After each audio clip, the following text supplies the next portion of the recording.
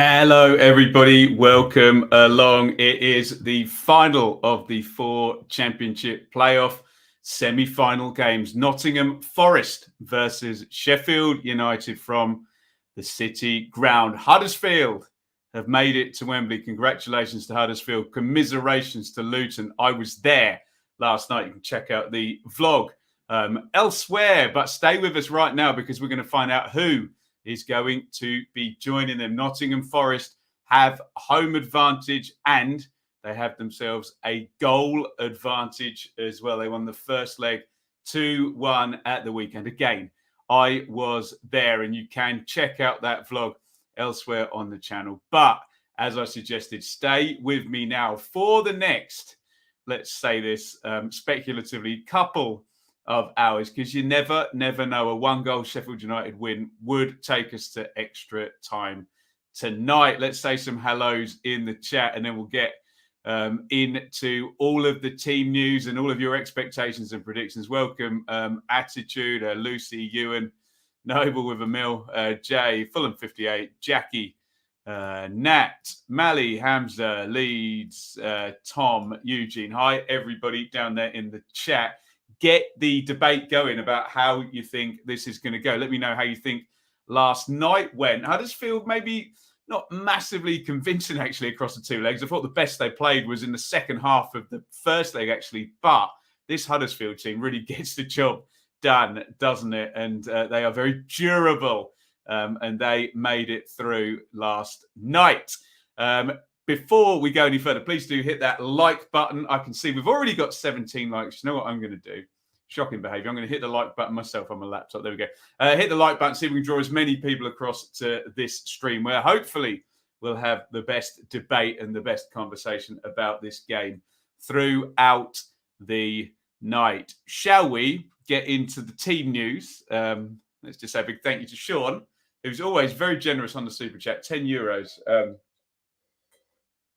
We'll drink to that tonight, Sean. I've got about that much wine left in the bottle, so we're going to do it. A up, Ben, not worried much. I think that Sean is talking about his Leeds team as well, who are in, well, big shtuck. But we'll find out more about that on Thursday night, won't we? There is a Premier League narrative unfolding tonight, by the way, for those of you who are interested. Liverpool will be at Southampton trying to get that title race to go to the final day. I've got that on the second screen, but obviously our big focus is right here. Nottingham Forest versus Sheffield United. Smash that like button, absolutely. Enjoy seeing a promotion I haven't seen for a long time. Yeah, you could get one of those. Forest would be the one, wouldn't it? Come on, you blade, says M.O. What else have we got here? Very pleased not to be involved in the drama, but it's compelling for the neutral. Absolutely. Yeah, we'll get some predictions going in a second. Have I got the wrong hashtags up here? Let's have a look. Oh, it looks like I have. There you go. Some copy and pasting going on. Let me fix them quickly as we are talking. We're going to go to team news imminently, as I need to just sort out some hashtags. We've got last night's hashtags in there. What am I doing tonight? NFFC, SUFC. What else should we do? Sheffield United, Nottingham Forest. Can I change that midstream? I think I can. I hope I can. There we go. We'll change that on a YouTube. Probably should change that on the Twitter picture as well. But there we go. Right. Team news, you lot. And there's not much of it. I just had a quick scan. Very little changing from Saturday, basically. I think one new player into the pitch. And that, my friends, is about that.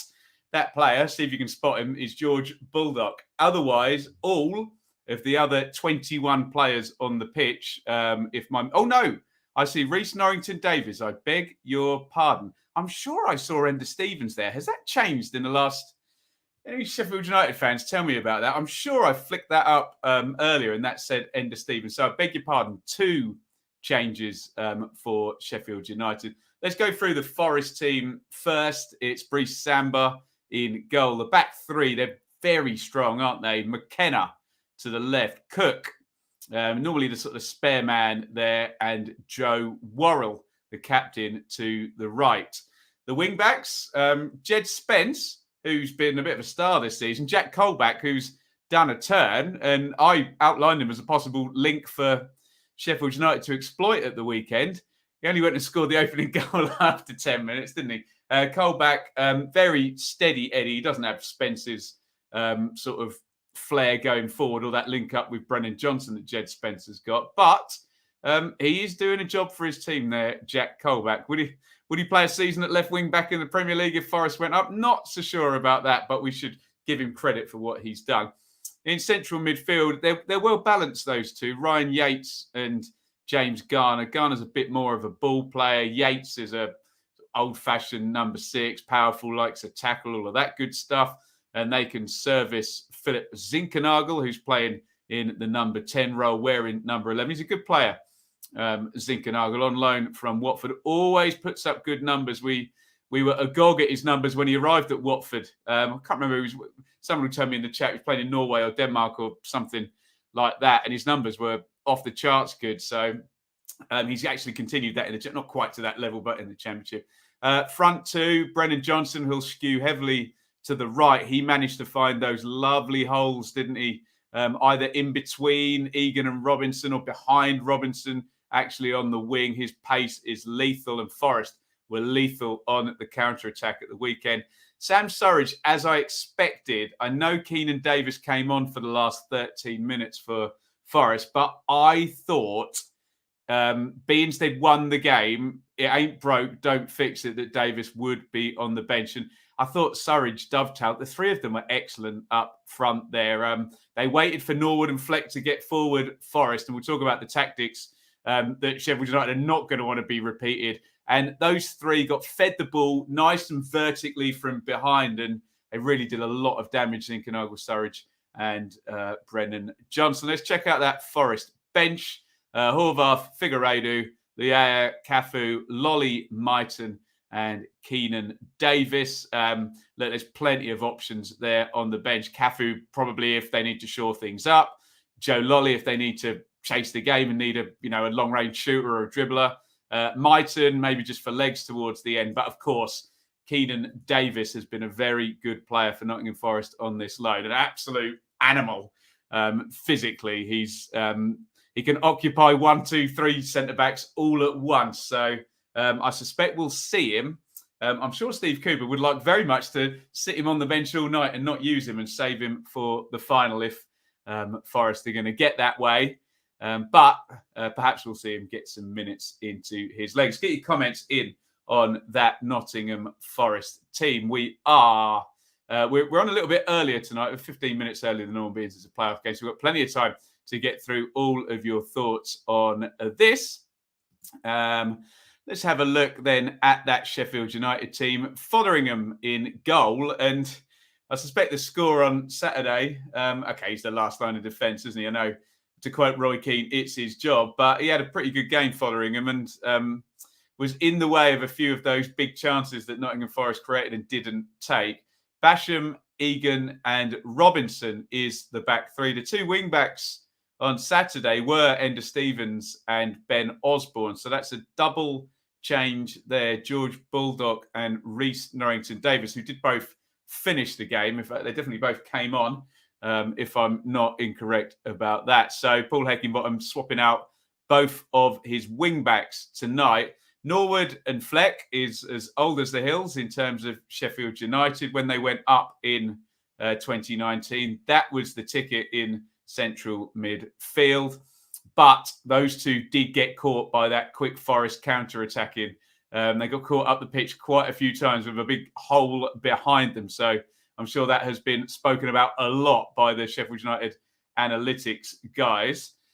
Sander Berger, I mean, they've got him down as a number 10 there on SofaScore, but it can be a front three as well, with Berger sort of getting alongside, and Dye basically as the number 9 and Gibbs White and Berger flanking him. So we'll see what that looks like. And I think I said this in a couple of bits of commentary we've done this week. It's almost the case that Sheffield United just need to do what Forest did on Saturday, be nice and solid, let Forest come onto them, and then try and get dribbling of Dye and Gibbs White and Berger as the ball carrier in good transitions. That would be the way. But It may not be that simple. Get your comments in on any of this selection stuff. We'll go to it ASAP. On the bench for the Blades, Davies, Davies, but we've got Adam Davies and Ben Davies, Osborne, Hurahan, Osula, and Jebison. And the guy who fixed up my ticket, the season ticket holder at the weekend, he said to me, Ben, we don't have anything to change the game on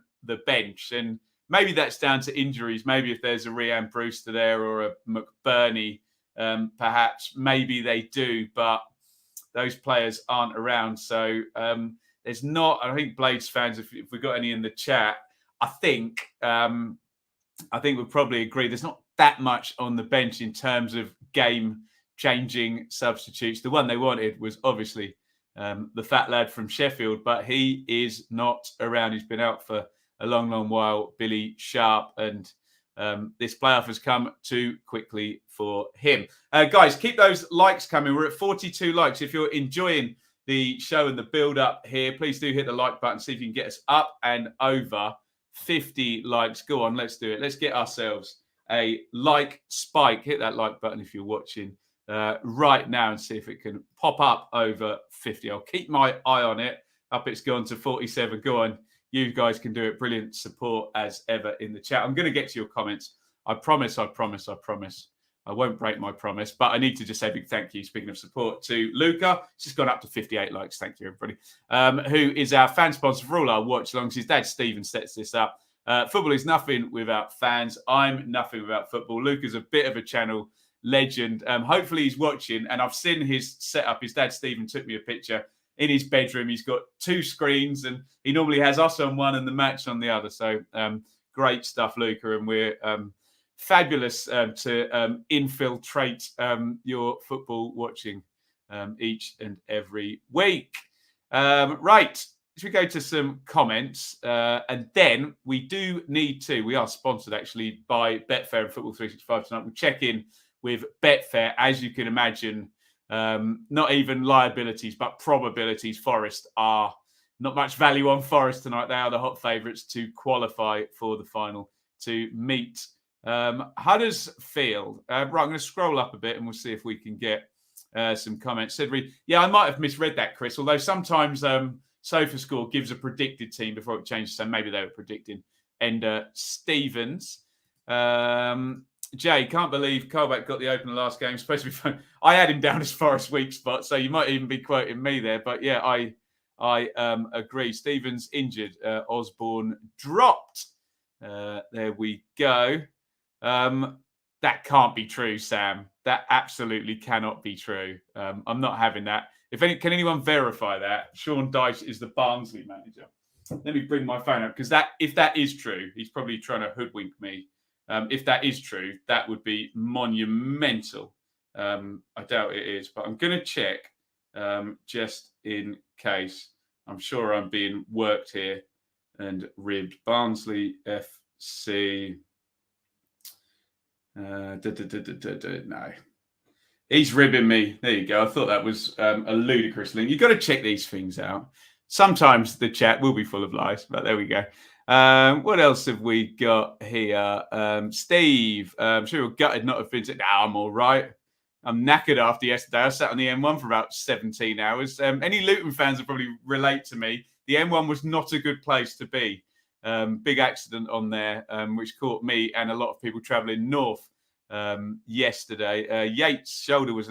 Nick, I think Yates' shoulder is permanently an issue, isn't it? I think that needs some fixing up maybe in the summer, but he's going to power on through, doesn't he? Carly, as a Watford fan, kind of thinking we should have kept hold of him. We talked about Zinkernagel, I assume, although I'm looking for the Championship prefer it. Yeah, I mean, if I were at Watford, I'd want to fly Zinkernagel straight back in for next season.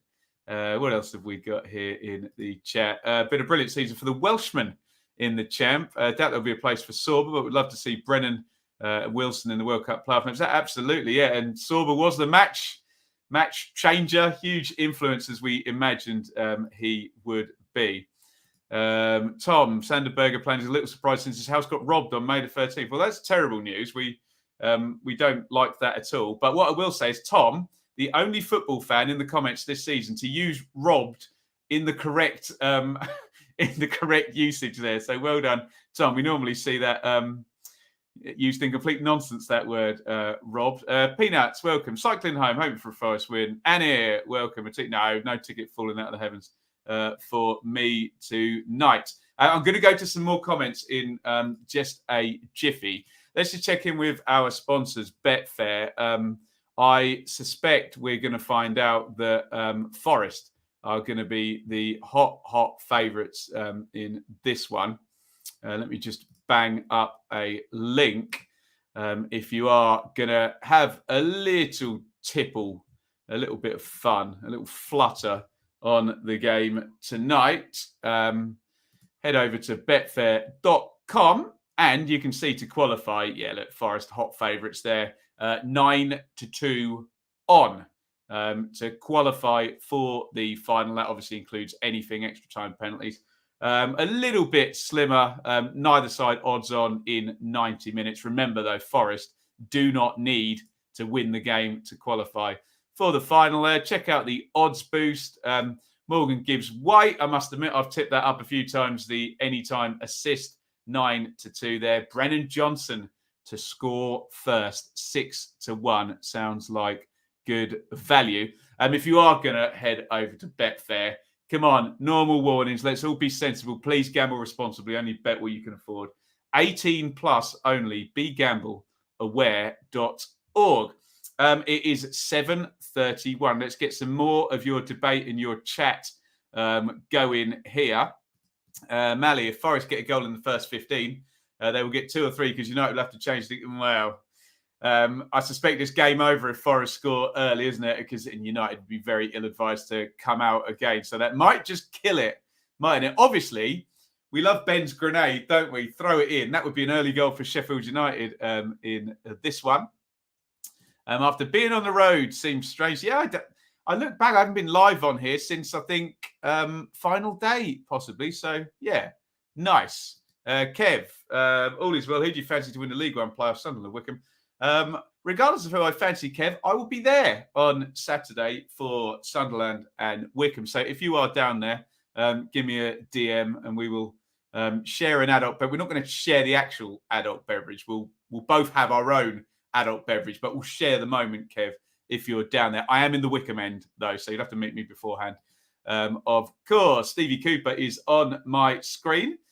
He's been there, done it at semi-final level. He got to the final last year. He hasn't been there, done it in terms of getting to the final. A cat-shaped grenade, always, absolutely always. Very nervous Forest fan. It's all right, Philip. All us neutrals would just sit here with our feet up and a cigar, and I do understand. I mean, I was at Huddersfield last night, and as the tension was going up, I was sat there as chilled out as anything. I always reference that West Brom and Villa penalty shootout. I was the calmest guy in the stadium there. I was, whatever happens. I don't have a dog in the fight here. What else have we got in the chat here? Big Smoke. Forest have to win today, and in the final, to be honest, best team left now. That Luton has gone. Maybe not, but it is what it is, and we've got to give Huddersfield credit for getting through. I know a few people said maybe on another day, Luton a bit more clinical, but it is what it is, and Huddersfield are there. They're at Wembley. They're durable. They're a good side. They finished third in the Championship. What are the odds for Fulham, Bournemouth and Forest to come straight back down? Too soon, Russell. Most definitely. Bad for football, that would be, but what are you going to do? What's my prediction for tonight? And based on who you go for, who do you see winning the playoffs? Look, tonight, I think, having watched Swansea and Barnsley last year, I think Stevie Cooper will happily just try and control this game. So I wouldn't be surprised if they go through on a draw. It might be a 1-1 or something of that nature. Cooper is just a smart cookie, and it'll be about calmness and control. And they were definitely the calmer and more controlled side on Saturday. And Sheffield United, particularly towards the end, got loose, didn't they? But they did get that late goal. What else have we got in the chat? I'll go from the bottom up. There we go. Lars, 4-1. They will hit our counter and concede 2 goals, 10 minutes. 2 goals, 10 minutes. Go Forest. So I think it means 4-1 to Forest there, maybe on aggregate. 2-1. Yeah, get your predictions in. Prim, 3-2 to Forest. See, I endorse that type of stuff, Prim, because it'd be 5 goals for me to talk about. Although Enid is asleep in there, so hopefully I won't be screaming and shouting too quickly. Forest would finish highest of the 3 promoted teams. Chris loves Stevie Cooper, doesn't he? Stevie Cooper's very good, I guess. So understandable.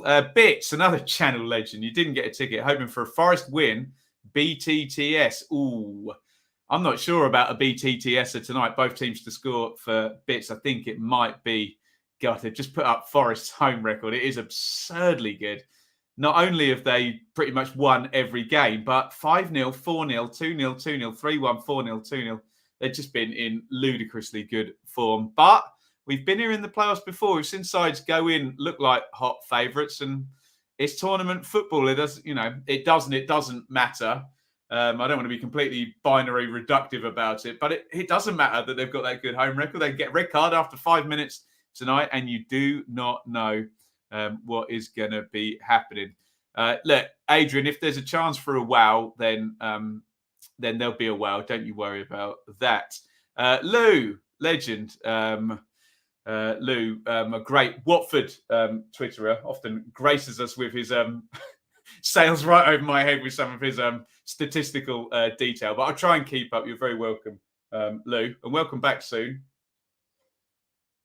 As well, I think we had a few Watford in the chat, didn't we? Let's keep it coming here. What time is it? 7:37. Championship playoff semi-final, second leg. Forest versus Sheffield United kicking off in about 8 minutes down by the banks of the River Trent. Joe, 3-1 Forest. He fancies penalty to be missed. 6-1. Who would be missing that penalty then? I'm not sure who the actual takers are in either side. Chris, love the fact Forest on the brink of the big time. Leeds fan, 3-1 me, and be a pleasure to air the Premier League again. And our Leeds friends have got a very nerve-wracking night watching Burnley and Everton on Thursday night, haven't they? We still don't know who's going to be in that 18th spot coming back down to the Premier League. Bits, 1.99 on the super chat. You absolute legend. Thank you, everybody who is super chatting. I'll drink to every single one, so I'll bang through that nice and quickly. Dave, Blaze to score extra time and penalties. And Dave, from everybody in the chat, Dave's had some bad news today. So from me and all of the chat, our condolences to Dave. Gav, legend. Gav was a bit of a hookup merchant for me on Friday night down at Luton. So thank you to him as ever. And tough luck last night, Gav. Luton didn't play badly, but they did not get through. What else have we got in the chat? James plays out the white glass by the step. Sorry. I'm worried about how I put it down. Do you do the whole... Yeah. Yeah, classy. I ain't James, but appreciate the advice. What else have we got here? Forest and Liverpool double tonight. I would imagine that's where the smart money is going. What else have we got? Golf Empire was at the John Smiths last night. Luton did great. We just seem to be able to get the job done this season, often by hook or by crook. Yeah, no crook. Whilst they're Golf Empire, they're just... I keep using the word durable for Huddersfield, and I'm going to keep using it because they just are. And I keep saying as well, they are the Germany of the playoffs, Huddersfield. They win penalty shootouts, and they always get the job done whenever they're in the playoffs, Huddersfield. So credit to them as well. I can't get wreck bits. I've literally got that much wine remaining, and that is the end of that. Let him sip in pleasure. Yeah, exactly. Red wine is meant to be held, but well, I'm not going to get into this wine debate. Enjoy your wine however you see fit, guys. Ben, when Forest last went down from the Premier in 99, what odds would you have got on them not returning at least 20? Slim.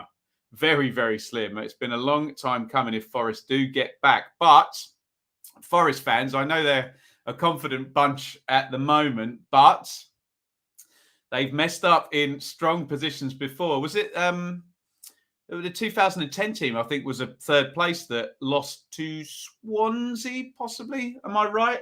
And they had two semi-final defeats in 2010 and 2011. Did Nottingham Forest, and of course the famous one against Sheffield United in 2003. And David Johnson, who after clanging name drop I spoke to after the first game, obviously was a big part of that game. Forest were 3-1 up in the second leg at 58 minutes on aggregate, I believe, and it was 3-3 on 68 minutes against Neil Warnock's Sheffield United. Tom, even if Forest go up, will they be able to keep hold of Johnson? I think, yeah, we had big interest from Brentford, I think, didn't we? So we'll see with Brennan Johnson. But I would stay if they did go up and, try and cut your teeth that way. If he's going right to the top, he'll get there by whatever means necessary. Blackpool, yes, that was the other one, Joseph, wasn't it? The other, he's right, the other Forest playoff defeat. Forest fans were not confident after 10 games. No, I don't think anybody was, though. Well, maybe Fulham and Bournemouth fans were confident after 10 games for sure. What else have we got in the chat? It's 7:41. We are about to kick off. Some nervous looking Nottingham Forest fans. I'm sure Steve Cooper will just be trying to keep everyone nice and calm. Keep that stadium nice and calm. Sometimes a big expectant crowd can eat a nervous team alive, can't they? But got no reason to be nervous, have they, Forest? They've been very good for a very long time this season. Let's bang through the teams again. Unchanged for Forest. The wing-backs changed for Sheffield United. Samba in goal for Forest. You can almost recite this off the cuff now, couldn't you? It's a very settled team.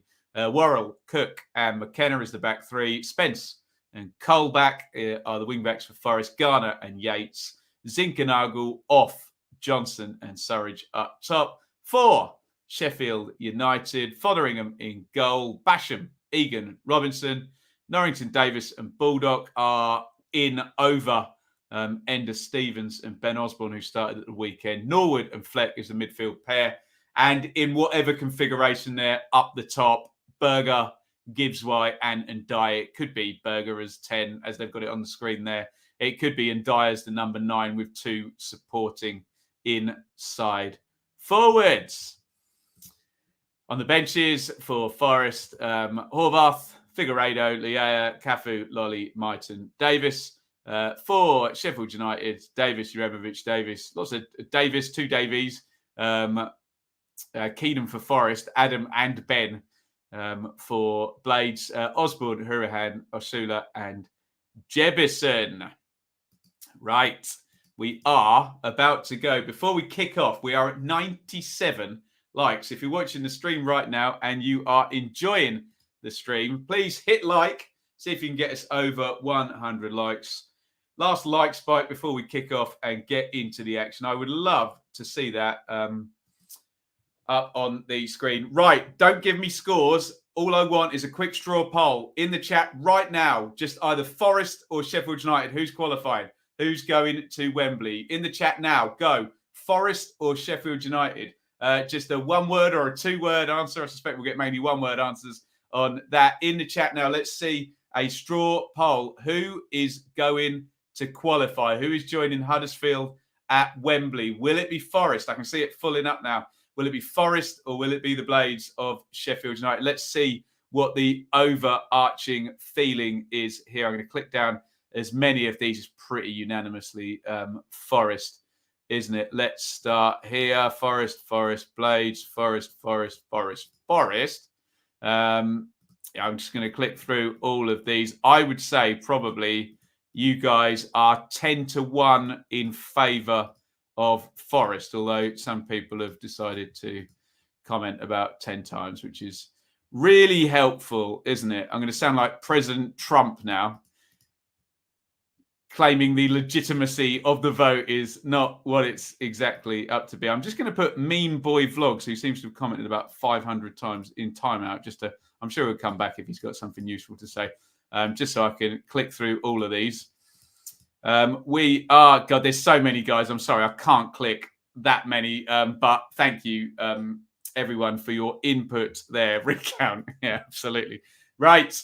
Here we go, guys. It is the playoffs. It is the last playoff semi-final of this season. Huddersfield are at Wembley on, the 29th in wait for whoever wins this one. Forest have a 1-goal advantage. The players take the knee, protesting against all forms of discrimination, and we are off in the playoffs. I'm watching on Sky Sports Football Live. I'm watching down a TV feed. I'll give you a time sync if you're watching down Sky Go or Now TV or by any kind of other means, streaming wise. You might be out with me, so try and get yourself lined up. I'll try and give you a time sync after 1 minute, assuming nobody is on the attack. We are 30 seconds in. If I were Steve Cooper, I would literally just be trying to take control of the game. I wouldn't be bothered if it was a slow tempo and draw Sheffield United out. They're behind. They have to score. A clean sheet for Forest, we know, takes them to Wembley. We'll get you that time sync, actually. We're going to be at 1 minute. I'll count you down. 3, 2, 1. So be at 1 minute in 3, 2, 1, sync. Get yourself all lined up and we can all react in time. There is that Blades End. Apparently, you needed 50,000 loyalty points, or 50,000. Some Blades fans will tell me a very, very hard ticket to get in that away end there. It is referee Oliver tonight. I thought referee Mariner did a perfectly fine job. I'm sure we'll get people moaning about the referee, but look, is the Pope Catholic? Will football fans moan about referees in every single game ever? Yes. So hopefully we can keep our attention to the 22 players on the pitch who have often a far, far bigger influence than any referee ever does. Not that people want to agree with that, but Basham clips that one down the line. Gibbs White on the turn. Out of play, and yeah, a completely nothing first 2 minutes here, guys, which I'm sure Steve Cooper will be fine with. Snappy press there from Blades from the goal kick, and they have actually won the ball back now with Berger. Berger into Norrington Davis. Got the wrong side of Spence there, but it's just nicked off him and back with Joe Worrell. Looks fairly energetic, the press here from Sheffield United to start with. I'm sure Steve Cooper will be looking at that thinking, right, try and burn that out. You know, will they be able to keep that up? Or will they start to flag? Basham to Bulldog in the right back position. Bulldog goes long early. Easy win for McKenna with Gibbs White in the air. Foul on Garner by Sander Berger. Up the Terriers. The Terriers are waiting for you, says the kitchen sink. Well, yes, they are. We can't disagree with that. A very interesting team decision from Liverpool. I've got that on the other screen, man. So if anybody is watching, I'm not sure why you would, but if anybody is watching Saints Liverpool, keep us updated with what's going on there. With Liverpool fans everywhere, aren't there? I'm sure we've got any Liverpool fans in. Raise your hand. I'm sure we've got a couple there. They are everywhere, aren't they? Manchester United and Liverpool fans. And we welcome you, of course. Colback is going to take the throw for Forest. Hurls it down the line. Berger hooks it clear up in the air. Forest trying to knock that back down the line. Worrell's trying to find Spence, and it just looks a bit blustery, actually. Ball sort of hovered in the air and just blew out of play. Chris, good energy from Sheffield United. Need to keep the press and energy. Yeah, can they keep it up, though? And can they win that ball nice and high up the pitch? And try and have the 3-on-3 is what they want, isn't it? They want Ndiaye, Gibbs White, and Berger 3v3, because although those Forest defenders are, big, strong guys at the back there, no defender likes quick dribbling players and little balls around the corner, which those front three should be capable of. There's one for Ndai. He's run off Worrell. He's on the left wing. Little feed inside. Cut back. Doesn't go out for the corner. And Ndai's got it again. Norrington Davies. Fleck. It's good from Sheffield United, actually. And Fleck wins the throw-in. They're on top in this first 4 minutes, the Blades. They've got good energy about them. I think we had Jack Robinson flying forward from centre-back as well there in that attack. So in the early going, I'd say Sheffield United just about on top. No chances yet in the game, though. Long throw-in is going in the box. Steve Cooper was pointed about the set plays, wasn't he? Robinson hurls it in. Oh, it's gone loose. Good clearance there. Was that Cook? Oh, no, it's McKenna, I think, stuck his foot through that. I do. Whenever I watch Forest play, I do get Cook and McKenna mixed up. I think one wears 26 and one wears 27. And they have a rather similar build and playing style, let's just say. Stevie Cooper, stopped short of saying that was all Sheffield United had in terms of set plays, but he was drawing a lot of attention to the fact that the Blades' biggest threat maybe on Saturday was from the set play. Iain, welcome along. Good luck to our neighbours tonight. Feels good to be back in the Championship fold. Yeah, we very pleased to have you back. And Paul Warren, very likeable dude there, the Rotherham manager. Speaking of holding the glass by the wrong bit, I've got 4 lovely wine glasses. These are really nice. Broke the first one. I got them for Christmas. Shaylee got them for Christmas, but we definitely opened them like 3 weeks before Christmas. Is it? You tell me in the chat. Is that good going? Only breaking the first one by God. So we're end of May now, aren't we? So good 5 months. Literally one just toppled on the draining rack. I think that's quite good going. Anyway, retired bros. Any bets on who'll be joining the Championship? Can I tell you after Thursday? We'll put that to the chat. So who's playing on Thursday night? It's Burnley and Everton. One plays Palace and one plays Villa. I can't remember which way around. Basically, if Everton win on Thursday, they're safe, aren't they? Leeds are in trouble, aren't they? Breaking just one means Ipswich go up a ship. Okay, I won't break another one then. Leeds. Come on, Forest. Blades on top. Leeds for down. Yeah, I won't get into the Leeds stuff, but I agree Sheffield United started fairly well. No chances yet in the game, though. As Roy Hodgson once said, as England manager, give me a stat for how many times my goal was threatened, how many times they got behind rather than possession, and all of that good stuff. There you go. Thank you, guys. Having me that. Burnley, Villa, and Palace, Everton. Looks like Everton are safe, doesn't it? Yates, Garner, Colback. Colback goes back home to Samba. He didn't say that. No, he didn't. Good old Roy, the boy. Yeah. He didn't like being given possession stats. And he didn't have Wilf Zaha, did he, for Watford, Lou?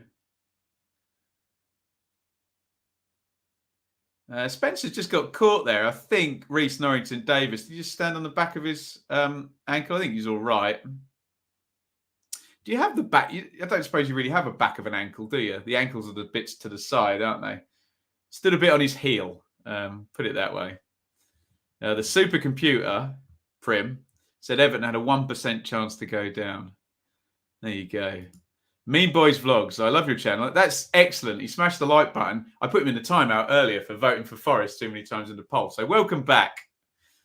Lovely stuff. If Forest win, I'm buying tickets to Wembley. What, for me, Tay? Thank you. It's very, very kind. There you go. I'm sorted for Wembley then from Tay. Get in quickly. Normally 6 per customer. That probably won't be the same for Forest, will it? I know Huddersfield are doing 6 per customer. Wickham did 6 per customer. Forest probably won't, to be fair. Throw in to the Blades, which is going to go in long. Again from Jack Robinson, former Forest player, actually. And it comes right to the middle of the box, headed goalwards. A good leap there by John Egan. Good leap, good power on the head, and not good direction. I mean, it's not big and it's not clever. There's no particularly clever running. The throw-in doesn't go in flat. It's literally just looped into the middle. So you'd think it would be easier to defend against, but they did get the first contact on that one. And I suppose that's the first effort on goal. Richard, legend, still going strong in mid-May. I'll still be going till May the 29th. Then I'm going to hibernate. Glad you're not showing footage so I don't have to pay the TV tax. Happy to be of service, Michael. Hey, Ben, ITFC, warming your feed for the 20. Absolutely, Paul. We'll be confident now. And he's got a crap in for a Ipswich match. You love to see it. Here's Morgan Gibbs White to Berger. Berger, little one around the corner. Gibbs White keeps up the run. This is one of those games where Sheffield United are on top, but not that dangerous. I'm sure if you ask Paul Heckingbottom, he'd say, oh, yeah, we're pushing. And if you ask Steve Cooper, he'd say, well, we got them at arm's length. That sort of business, I think. Ewan, up the town. Buzzing to be back at Wembley. Really didn't deserve that yesterday. But the magic of Thomas will always save you. Absolutely well played, Huddersfield. If I haven't repeated it enough this season, Huddersfield finished 20th last season. Now in the playoff final, which is absolutely ludicrously good performance. JH, evening everyone. Saw you at the town game yesterday, Ben. Was in the queue for a pint, so couldn't come and say hello. Thank you very much.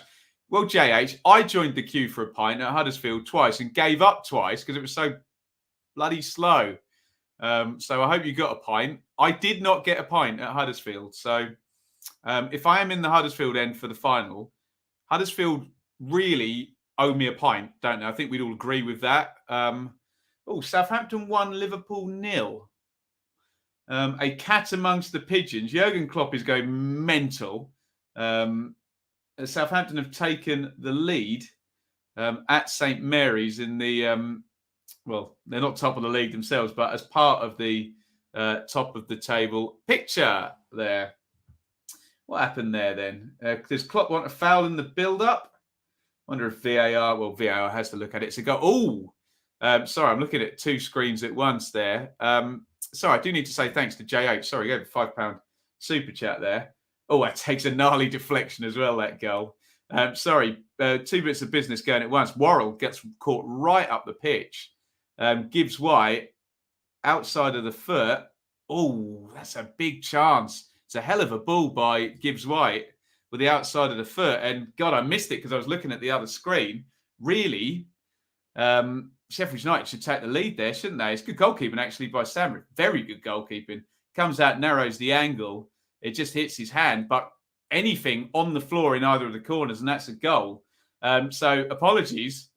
That missed my radar. I was seeing what was going on in the Premier League there. But big chance for Sheffield United, which they did not take. That would have been a nice cat amongst pigeons. 13 minutes in. Woof. Adds to the suspense of this game that there's no away goals rule.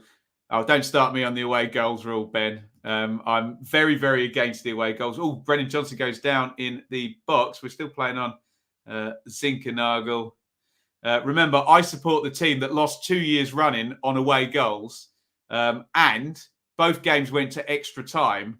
Ergo, the team that finished lower in the league had 30 minutes extra than the team that finished higher in the league to register said away goals. What a terrible rule that was. Shocking.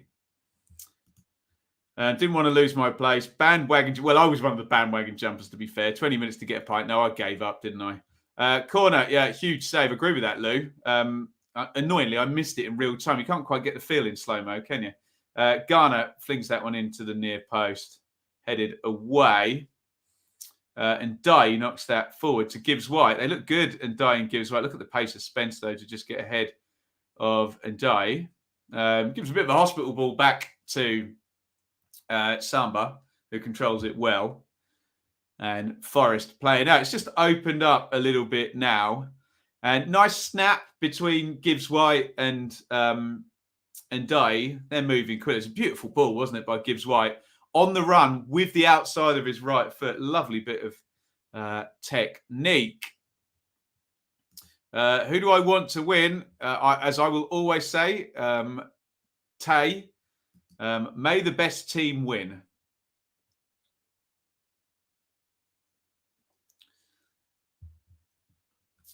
Away goals won us the UEFA Cup. Yeah, that's okay in a tournament. I just think when a team has finished higher and qualifies as the higher team, they shouldn't be disadvantaged by away goals. If anything, they should be advantaged by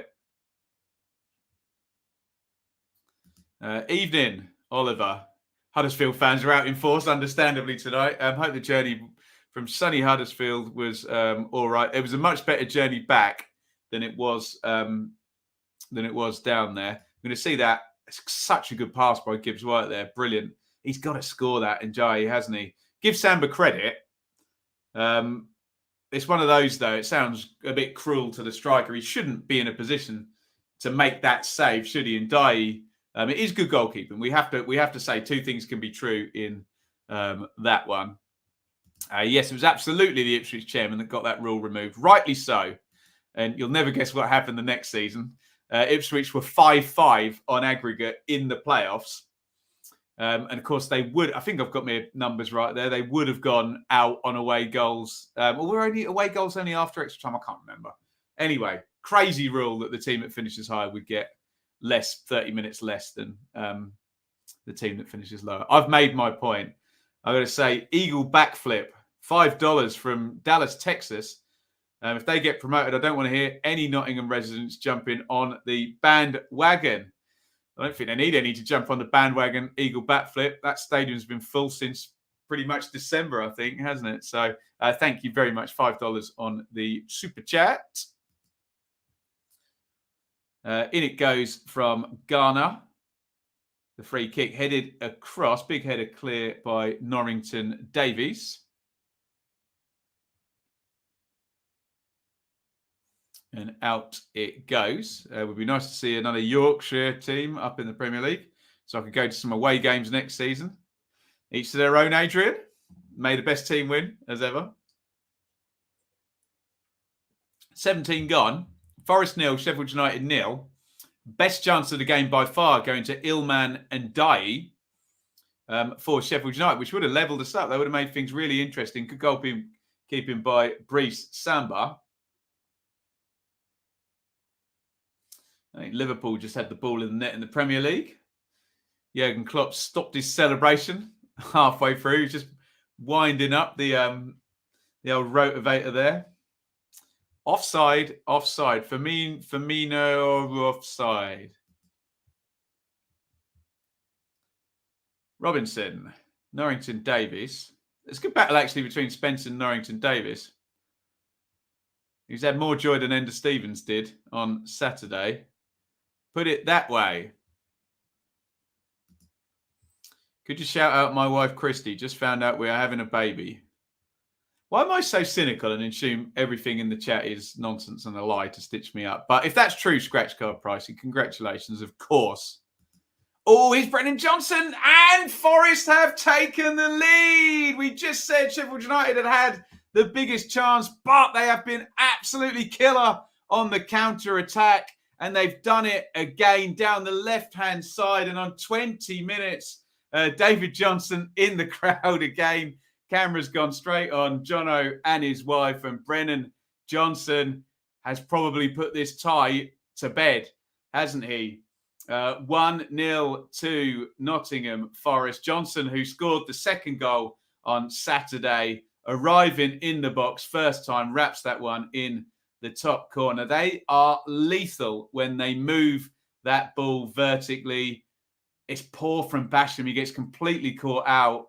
Surridge then puts the ball across, and John Egan says exactly, oh, it's really bad from Basham, isn't it? He goes out, doesn't win the ball, and then the runner's in behind him. Surridge does really well, sticks it across the box. Johnson's brilliant finish, actually, because he's sliding ahead of the ball. We're going to see the slow-mo now. Yeah, he's sliding into it, and he absolutely hammers it into the net. Oof. Go on, Jono. Steve Cooper loves it, and surely that's Forest to Wembley. Well played, Brennan Johnson. Well played, Forest. I dare say Jono's getting more screen time than any of the players on the pitch, actually. Camera's been on him for about the last 2 minutes. He was keeping his powder dry the other day. I suggested it might have been done and dusted, and he didn't. He wouldn't admit it, but I'm sure he'll admit it now. Forest 1, Sheffield United 0. Like father, like son. Absolutely. David Johnson, a great striker for Ipswich and for Forest. Everyone smash that like button. Brennan Johnson is quality. Jack Robinson, ball watching as well. Yeah, you don't want to bull watch with Brennan Johnson's speed as well. Chris, Huddersfield fans now want a few red cards for Forest. I suspect I know which players you'd choose as well. Jed Spence and Brennan Johnson, yes? Going to make the game exciting. United have to go all guns blazing. Well, they do, but they would, as I said, they would be ill-advised. You've just seen how lethal that Forest front three is. I mean, it's not good from a Sheffield United perspective. It's just a loopy, curvy ball. Basham's either got to go with the runner or come out and intercept that, and he very foolishly does neither. Surridge puts it across. And all I'm seeing is David Johnson on the screen. Check out my interview on the channel that we did for Blue Monday with John O. Here's Spence. Oh, lovely football by Forest. Surridge into the box. Good block by Basham. They've just gone into turbo mode, have Forest now. And the strange thing is, Sheffield United were the better side. But that was the case on Saturday, wasn't it? Just for that first 10 minutes. That Forest just snapped into gear and just went bang, bang. And they'd scored immediately. 1-0 to Forest, 20 minutes or 21:55 on the clock. As things stand, unless we get the next 2 goals in this game scored by Paul Heckingbottom's Sheffield United, it's going to be Nottingham Forest going to Wembley. Zinkernagel, Johnson, it's getting stretched here. They're getting loose, Sheffield United already. They can't do that. Garner follows in, bends that one wide of the post, swinging out. This happened at the weekend. This is exactly what happened. Forest got their tails up and they just started scything through Sheffield United. And this is where Sheffield United have to almost get a little bit compact, house it for a few minutes and just stop this momentum that Forest are getting. But it's exactly what happened at the weekend in terms of these quick flurries of Forest attacking quality. And you can easily get swept away with a couple of goals in short order. Here comes a Blades counter-attack, pouring down with rain over in Forest. John Fleck from the edge of the box hits the shot. Berger with the follow-up also has his shot blocked. It's back with Egan, who got sold right down the river by his centre-half compadres for that goal, didn't he? He had to go across and close down Surridge, which left a gaping hole in the middle. In my view, he was innocent there. Egan and Basham got... Basham, a big fan, but he got badly caught out for that goal. Neil Warnock would ask a ball-watching defender if they wanted a deck chair. Good old Warney. I hope he does a bit more media soon.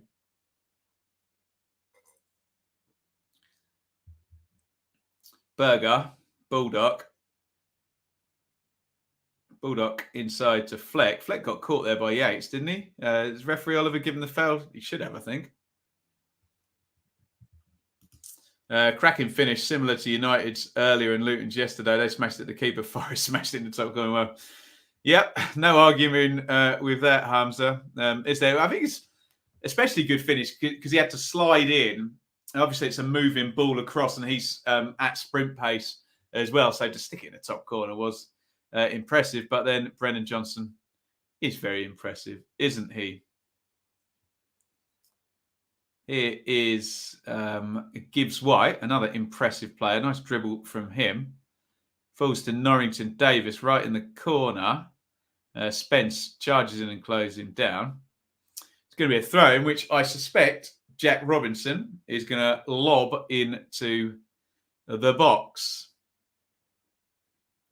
24:45 on the clock. 1-0 to Forest. Brennan Johnson with the opening goal in this game. He scored the closing goal on Saturday, scored the opener tonight. And Blades need something before half-time, don't they, really? They're 2 goals down in the tie now. It's 3-1 on aggregate. Here comes Johnson again. Actually had to run around the linesman then, which did Reece Norrington Davis a favour there. I once saw Kieran Dyer pull that move on Michael Gray at the Stadium of Light many years ago, knocking it off the pitch and just running all the way round.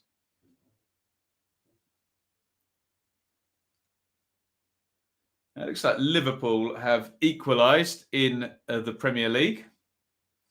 I saw Minamino being hugged by Firmino, so I guess he's the goal scorer. Last time I did this, though, I missed a huge chance in this game. Saints 1, Pool 1. See if we can get a look at this goal. They're coming down the right, Liverpool. Cross swung in. A lovely little control. Diogo Jota just kind of traps it with his thigh. Brilliant bit of skill by Jota. Knocks it into Minamino and he just smashes it through on the near post. And Liverpool have the equaliser. Let's have a look from behind. Yeah, keeper can't do a lot about that. You always get these comments about keepers and the near post, but when you're that tight in and you can't leave, too big a gap on the far post, if it's smashed in with that amount of power, it can be past the keeper before he even knows it. And I suspect that was the deal there. There is Joe Root and Stuart Broad. Sky Sports tell me they are cricket players, cricketers. And there's a cricket stadium right next to the Forest ground, isn't it? I wonder if they got lost. I'm a Huddersfield fan. We were poor last night. That first half was most lacklustre of the season. Yeah, they got stage fright, didn't they? Kitchen sink. You could feel it in the ground, but it still won. And Dye into the box down the left-hand side. And Dye cuts it back. Poor ball. Oh, Yates played his team into trouble there. And Dye curls that from the edge of the box. Easy save for a Brice Samba. Huddersfield, not our best last night. We got the job done. Need a massive improvement for the final.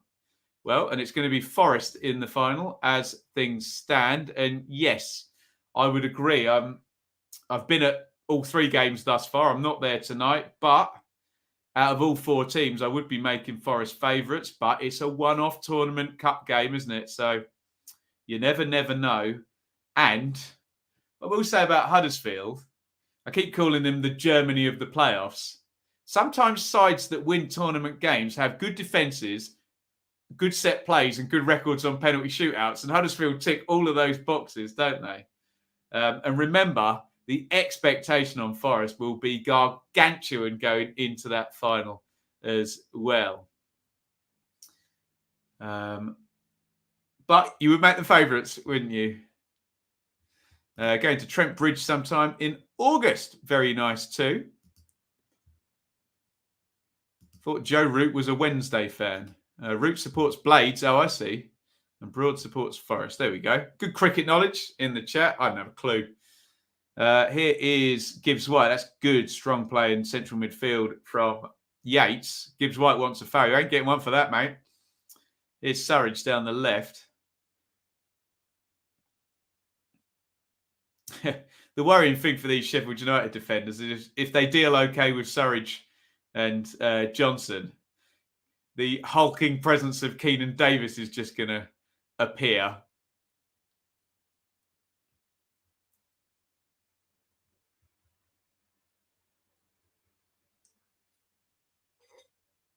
1-0 Forest, 29 minutes gone. Forest was again to the Premier League. How much money would be allowed to spend with FFP? Lots, Andrew.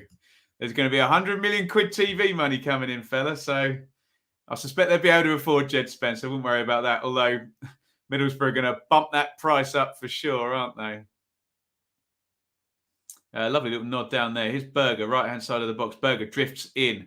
Language style. Berger tackles himself there. I was just going to say he's a good ball carrier from central midfield. He is. He wasn't then.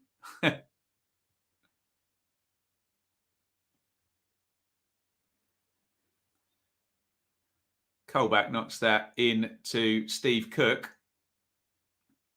Can you think of a championship defender less likely to make a mistake under pressure than Steve Cook?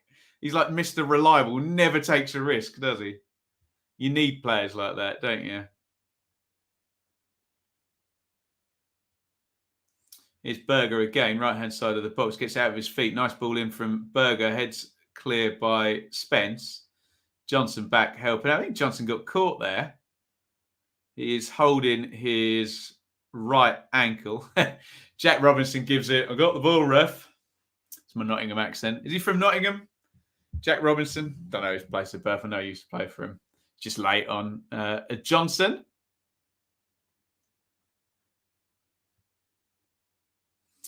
Actually, I think he just catches as they're both landing there. As Johnson plants his foot, he's okay. Fortunately. Stephen, heartbroken, but it's sunk in the comfort. We get to renew our rival with the allotments team down the M1. Yeah, I think if you're a Luton fan, look, you get to the. I don't believe any of this. Oh, it's a bonus just to be there. I think Luton and Huddersfield, who were the surprise teams in the playoffs, when you get there, you're there to win. But I think once the dust does settle, you do have to say, from a Luton point of view, just outstanding this season. And, we all have the wealthier teams, don't we? The parachute teams finishing in the top 6. And Luton and Huddersfield finished above all of those. So, Stephen, yes, I've been there, playoff heartbreak many times, but much to be proud of if you're a Luton fan. Mike, 20 quid on the super chat. Mike is splashing the cash. Thank you, sir.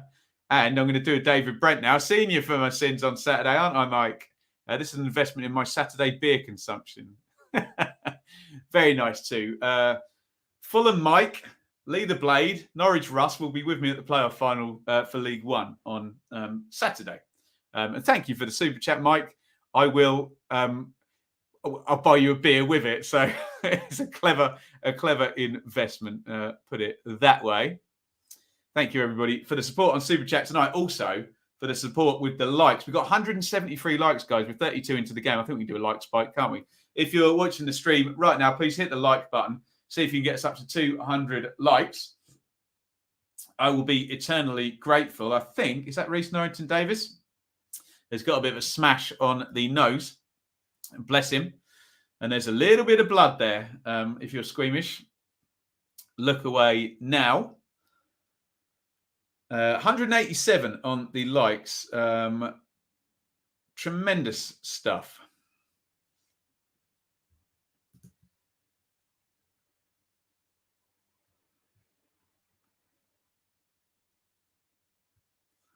I don't quite know who caught him or what happened. He's going to get something that looks, well, I won't say what it looks like, but something used to plug. I don't know where I'm going with this. Suppository up the nose there. Hopefully that stops bleeding. And Norrington Davis is okay to continue. Sheffield United look dejected, if you ask me. Yeah, I agree, actually, Jill. Had the stuffing knocked out of them a little bit. They need to forget. I mean, you're right, but they need to get over that pretty quickly. Don't they? I guess the worry for clubs like Luton is how long they can challenge it. Yeah, it is, isn't it? Every year. Luton run beautifully, don't they? And, don't make stupid risks in terms of their spending. But every year, 3 teams come down with 45 million quid year one parachute payment, which makes it very hard for Luton, who are 10,000 capacity, cutting their cloth accordingly. Doing it properly. Don't know why I went full Suffolk on that one. Spence just nicks that ahead of Norrington Davis. Worrell tries to play out the line, comes off Endai. And it remains 1-0 to Nottingham Forest. 34 minutes gone. Oh, thank you for all the likes. 204 likes. I'll drink the last bit. Someone asked what that wine was. I made a little bit of a schoolboy error. I prefer to drink with Shaylee, but she only likes really sweet red wine. So it's a very sticky sweet. I can't even think what it was, but I'll roll with it because then I don't drink the whole bottle myself.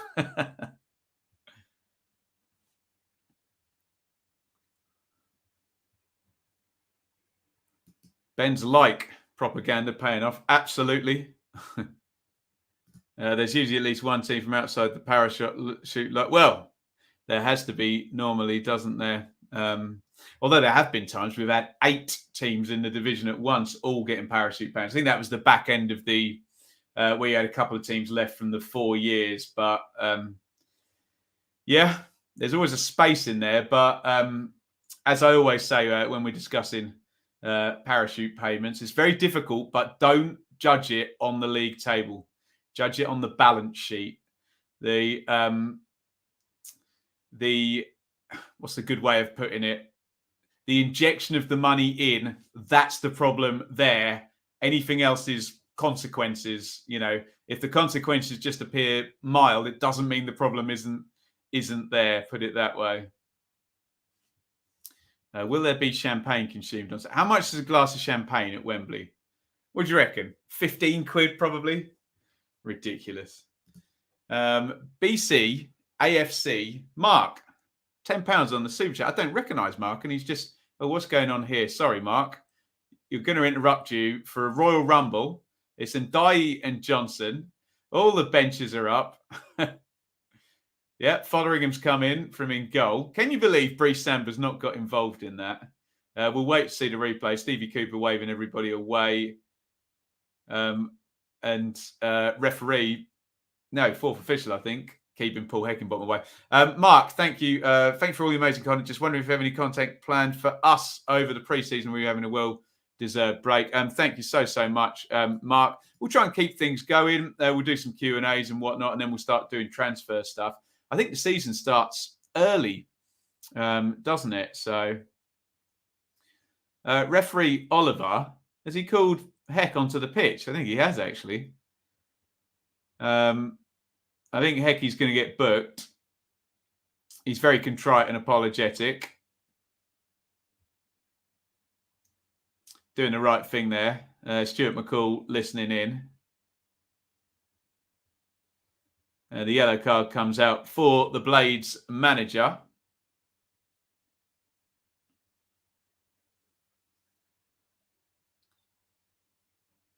Oh dear, that was silly, wasn't it? Jed Spence did the right thing and just laughed.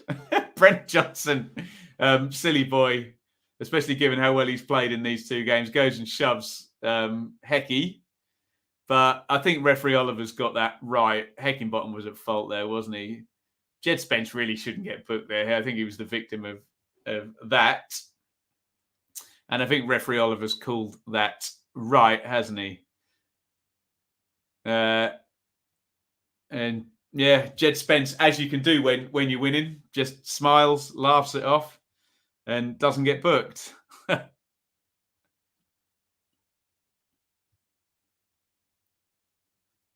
Violent conduct. Do you know what? If the ball hadn't been involved in it, I think it would have been closer. But he's clever there, Hecky, isn't he? He knows if he shoves the ball in, it won't go as violent conduct, which is normally a strike or a headbutt, isn't it? Trying to get Berger away there, and it goes all the way through to Samba. Manager should get a red card. I don't think it's a red card, but as freedom of speech is alive and well, I accept anyone's opinion that it is. Not for me. Off. Bits in stirring the pot shock again in the chat. Unbelievable from Bits.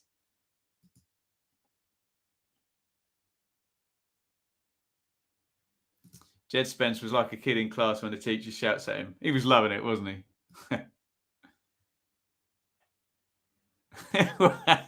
What would Nigel Pearson have done there? If Nigel Pearson had been there, Jed Spence would now be leaving the ground on a stretcher, and Pearson would probably be being arrested, I suspect.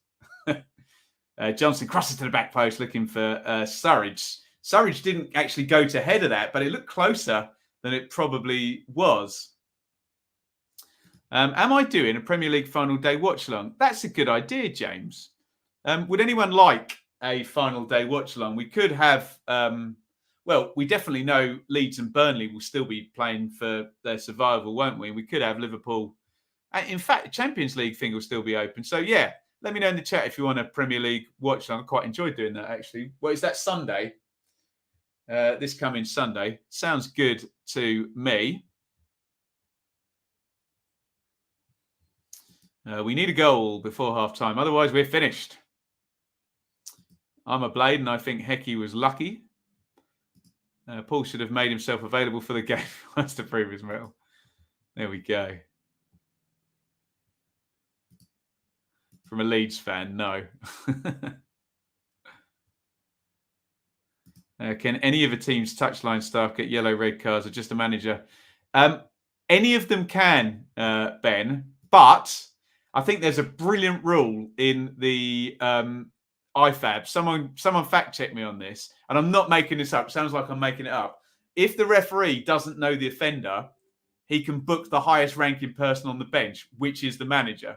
So I think I'm right about that. I don't think I'm making that up, which would be brilliant.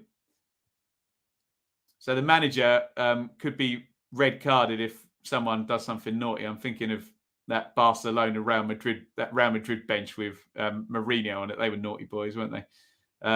Norrington Davis crosses in, good header away by Scott McKenna. Here comes Robinson. Blades just trying to gather themselves.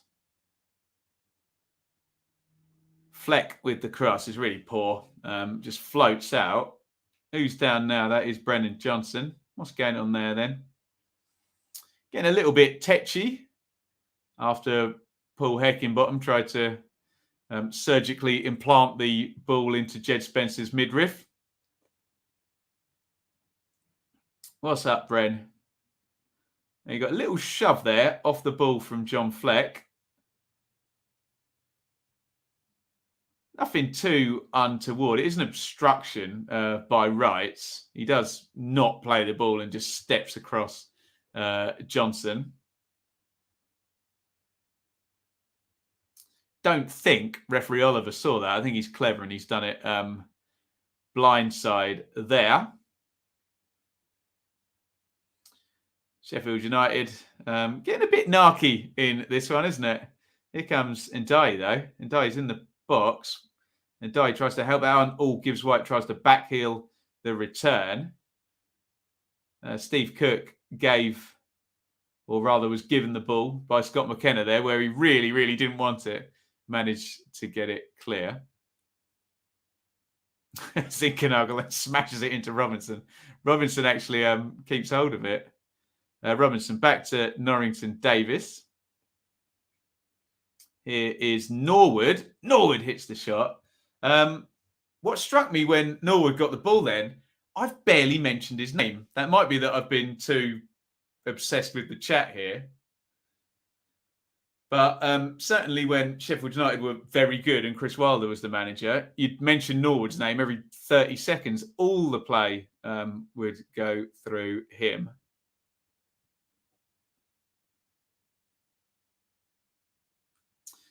Kevin Muscat. Serves you right for Muscat. Blades haven't hit the potential needed. Big next 45 have to really go for it. Leave nothing to chance.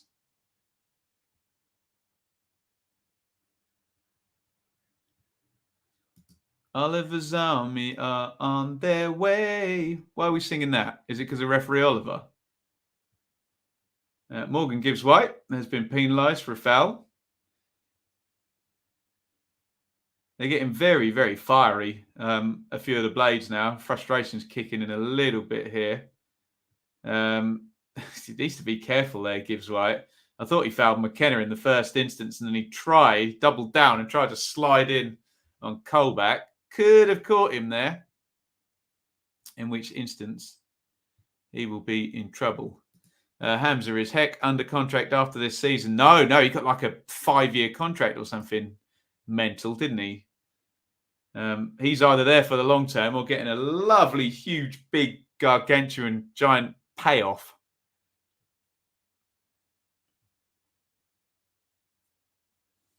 Three minutes of stoppage time to play. And then Forest will be 1/4 of this tie away from Wembley. They've got a 2-goal advantage. Remember, they did hold a 2-goal advantage for probably about 20 minutes or so of the first leg, from about 70 through to stoppage time. Slid across to Norrington Davis, just slides away on the wet service. Sending off, I think, in this game. I think you might be onto something there, Alex. Playoff-themed CV game, Iain. I like the cut of your jib there. A playoff-themed CV game. Interesting. Yellow card bingo in the second half. Time for Blades to find the kitchen sink. Yes. Nottingham Forest, when scoring first this season, 28 games, 2 defeats, 23 wins. Interesting. Throw in for the Blades. We are 1 minute and 20 seconds into 3 minutes of stoppage time. Jack Robinson is going to bung this ball into the box. They're trying to crowd Samba. In it goes. Big header clear by good old Steve Cook, ever reliable. I don't know what's been given. It can't be offside because it was a throw-in. Must have been some kind of foul given, because I thought Cook got first contact on that one.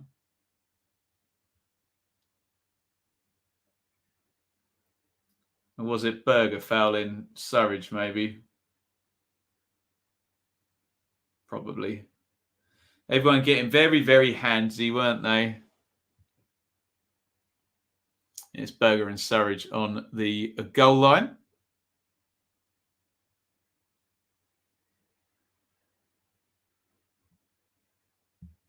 Kitchen, bathroom, ensuite, kitchen sink. Yeah, right.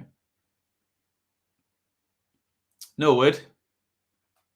30 seconds of stoppage time to go. Given away by Norrington Davis. Oh, here comes Spence and Johnson together. Johnson powering into the box. Crosses. Oh, goodness me. If he just is able to pull that cross back, Surridge has got a tap in from about 6 yards. Oh, now here comes Gibbs White up the other end. 2 best dribblers. Oh, that's going to be a foul. Is it? It's not given anything. I thought Steve Cook went through Gibbs White then. Referee Oliver was right on the spot and said no. Maybe just overran it.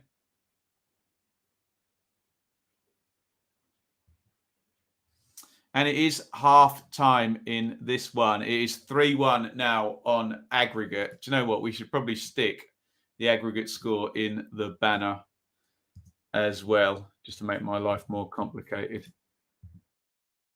Brennan Johnson with the goal, which means it's 1-0 on the night. It's 3-1 to Forest. All the players are gathered outside the tunnel. Not entirely sure why they're not going down the tunnel. We're not going to We're not going to find out because Sky have gone to an ad break. Let's have a look at the numbers. And typical Forest, really. They will blitz you when they get their chances. And look, 53% possession Blades, 7 shots to 3 in Blades' favour, 2 shots to 1 on target. We all know what happened to that 1 shot on target for Forest, though, didn't we? 3 to 1 off target. Only 1 corner in the game. That went to Forest. 1 big chance apiece. And very much like in the first game, I remember when possession stats first came out and people kind of took them as gospel that in some way having more possession meant you were better. But I think we've all learned now it's very much what you do with it. And just for that period for the Forest goal and then thereafter, they forced nice openings. Although Sheffield United should have taken the lead in this one, shouldn't they? Illman and Dye from that really beautiful pass by Gibbs-White with the outside of his foot, and Priest Samba made a good save.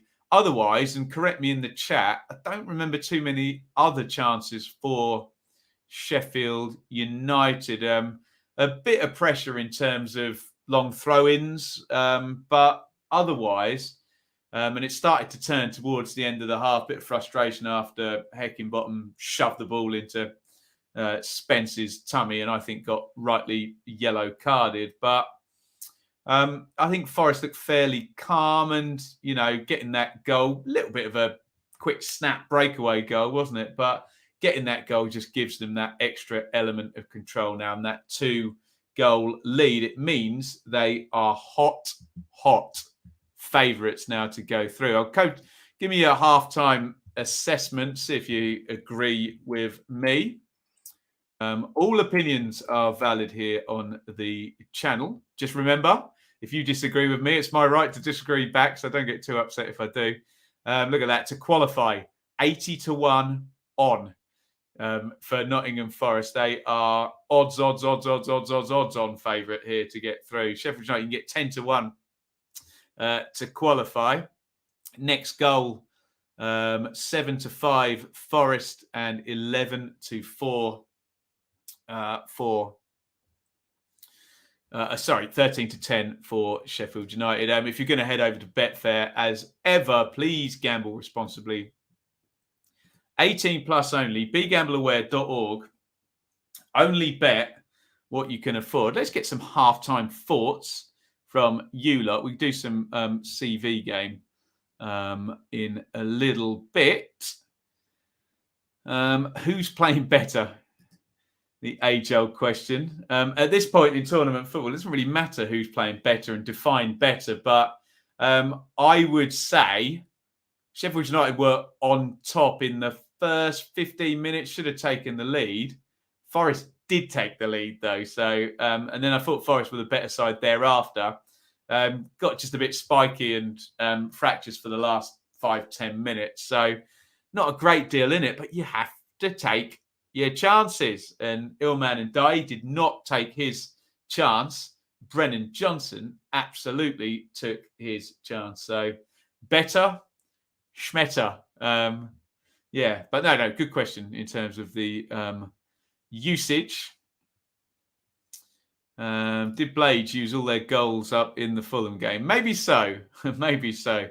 But they've looked more likely, I think, in terms of open play than they did on Saturday. Still, perhaps it's going to be a set play goal that does it for them. Right, what are we doing here then? Is there some CV game? We do a couple more comments, then we'll go to CV games. Copy and paste them. We'll do CV game probably. I can see a few coming through. So I don't miss them and they get to the bottom of the feed there. United will lose a player or two in the second. Yeah, this has been an interesting theory, hasn't it? That there may be a red card in the second half. We'll see. Sheffield United better side, but not enough up top. Gibbs-White has to create for himself. Yeah, you're probably right, Stuart. It's just Johnson was clinical, wasn't he? Great finish for his goal. And Dye, I'm seeing the chance now. How good is that by Gibbs-White at the outside of the foot? It's a good save by Samba. Comes out, narrows the angle.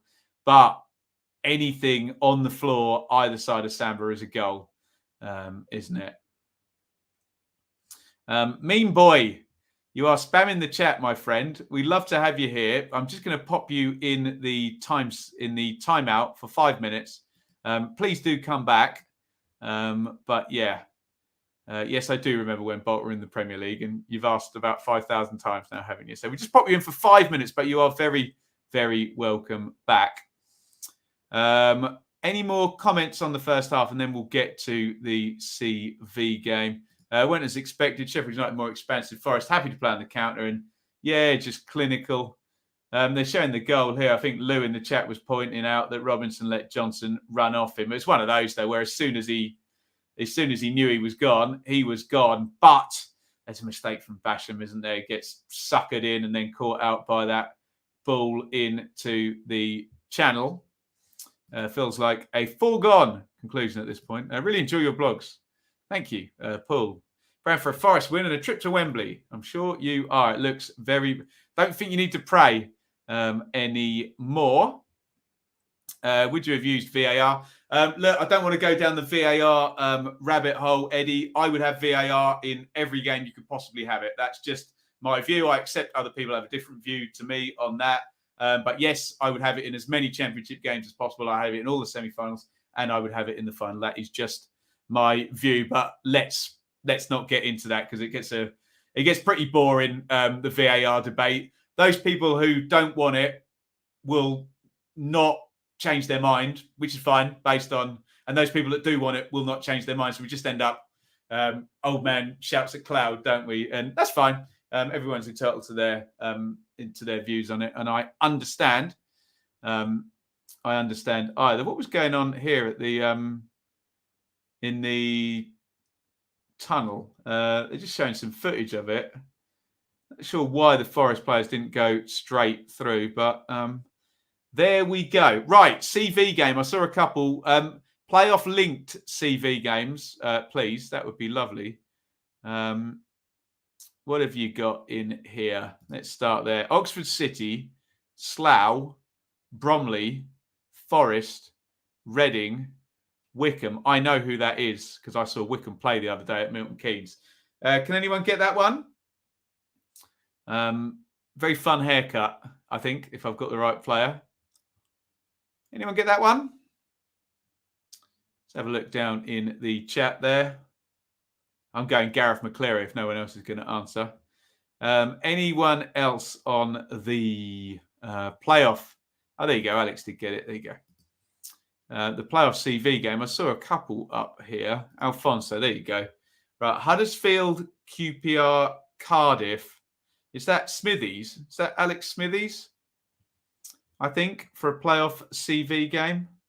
Sounds like it, doesn't it? Sounds like it. There you go. Anyone else? What's my option? I think you mean opinion. Predictive text. I think referee Oliver got it right. I think Heckingbottom was the only one at fault. I don't think it was violent conduct because it wasn't a strike or a headbutt. I think it was certainly ungentlemanly enough for a yellow card. I don't think Spence did anything wrong.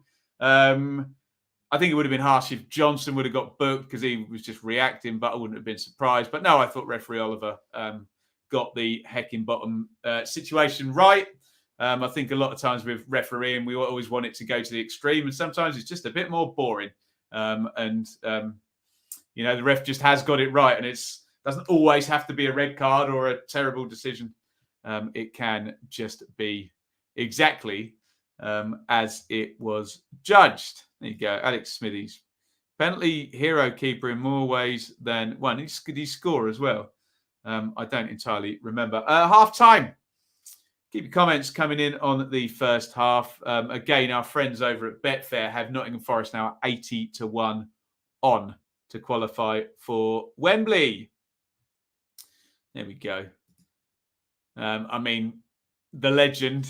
I think this one will go quickly, but playoff goals scored: Sunderland, West Brom, Crystal Palace. Right, I know the player. I wonder if I can name all the teams he scored against in the playoffs. So for Sunderland, he scored in the semi-final against Sheffield United and in the final against Charlton. For West Brom, he definitely scored against Wolves in the semi-final, and they lost in the final. For Crystal Palace, he scored in the final against Watford. Don't think he scored in the semi. There you go. But that was Kevin Phillips. Look, I did an interview with Kevin Phillips, so I did a lot of research on his career and hopefully know all of those answered. Playoff CV game from yesterday, Witton Albion. That's tremendous. Leeds, Leicester, Bolton, Sheffield United, Notts County. Mike Whitlow, Leicester to Bolton. Is it Mike Whitlow, Rich? Yeah, Leeds, Leicester, Bolton. Must be Mike Whitlow. I didn't realise he went off to Sheffield United afterwards. Am I right? Google has the stats. There's a 9% chance of Sheffield United winning the game now. Well, there you go. Correct. Mike Whitlow. There you go. Jim Magilton's best friend. Happy Jim Magilton Day, all Ipswich Town fans. Nobody else will get that reference or care in the slightest, but when your team hasn't done anything for about 20 years, you will hold on to things like this. We are on the last ad break. In fact, Sadio Mane is trying to sell me some Nivea. Will it make, if I rub that on my face, will it make me play like Sadio Mane? I don't know. Thank you for the support with all the likes, guys. Please hit the like button if you're enjoying the show. We've got 235 likes. That is sensational stuff. I would love to get up to 250. So let's do a like spike. If you're enjoying the show, please hit like right now. See if we can get to 250 likes. I know it's all a bit of a laugh with like spikes and everything, but it is a really great way of you helping me out. Absolutely free. Just hit that button and it moves us up the rankings and stuff and puts us in. So like if you're a Forest fan, you'd search Forest stuff on YouTube. You might then get recommended this and come and join us and make lots of new friends and talk in the chat and all of that good stuff. Any more CV game stuff? There you go. Huddersfield, Plymouth, Notts County. Sounds like Neil Warnock's management career. Bury, Carlisle, Halifax, Farsley, Celtic, Ossett Town. Is this a playoff themed one? No. Neil Warnock definitely managed the first three though, but I'm not getting that. Anyone get that one? Stick it in the chat. What about this? Chelsea, Watford on loan, Saints, Palace. Oh, I know that. That's Neil Shipley, Palace, Blaze, Brentford, and Neil Shipley. Let me do this right. Would have scored. In fact, did Neil Shipley? He definitely scored the winner in the playoff final when Simon Jordan was the own. That would have been 2005, wouldn't it? I can't think who they'd beat in the final. Palace. He must have played in a few playoffs. He played in the final against Ipswich for Barnsley as well, Shipley. Didn't he? A like spike jingle.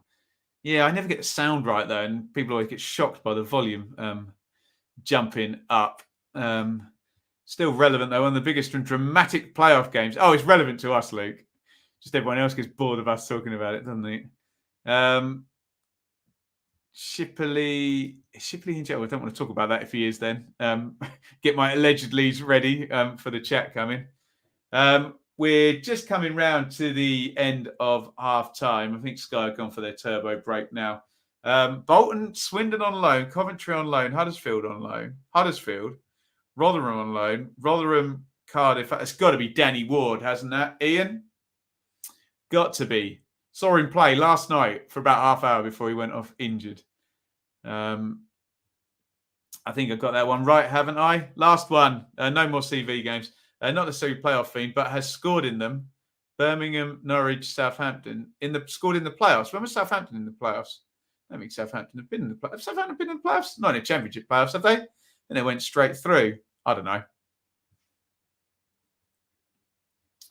Birmingham, Norwich, Southampton. Pass. Right.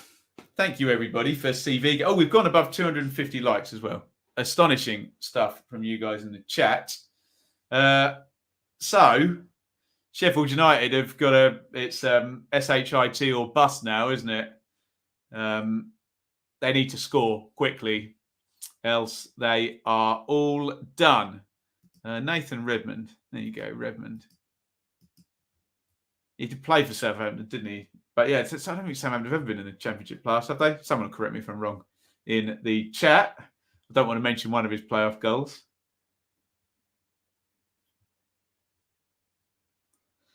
Let's dive back in with our team news.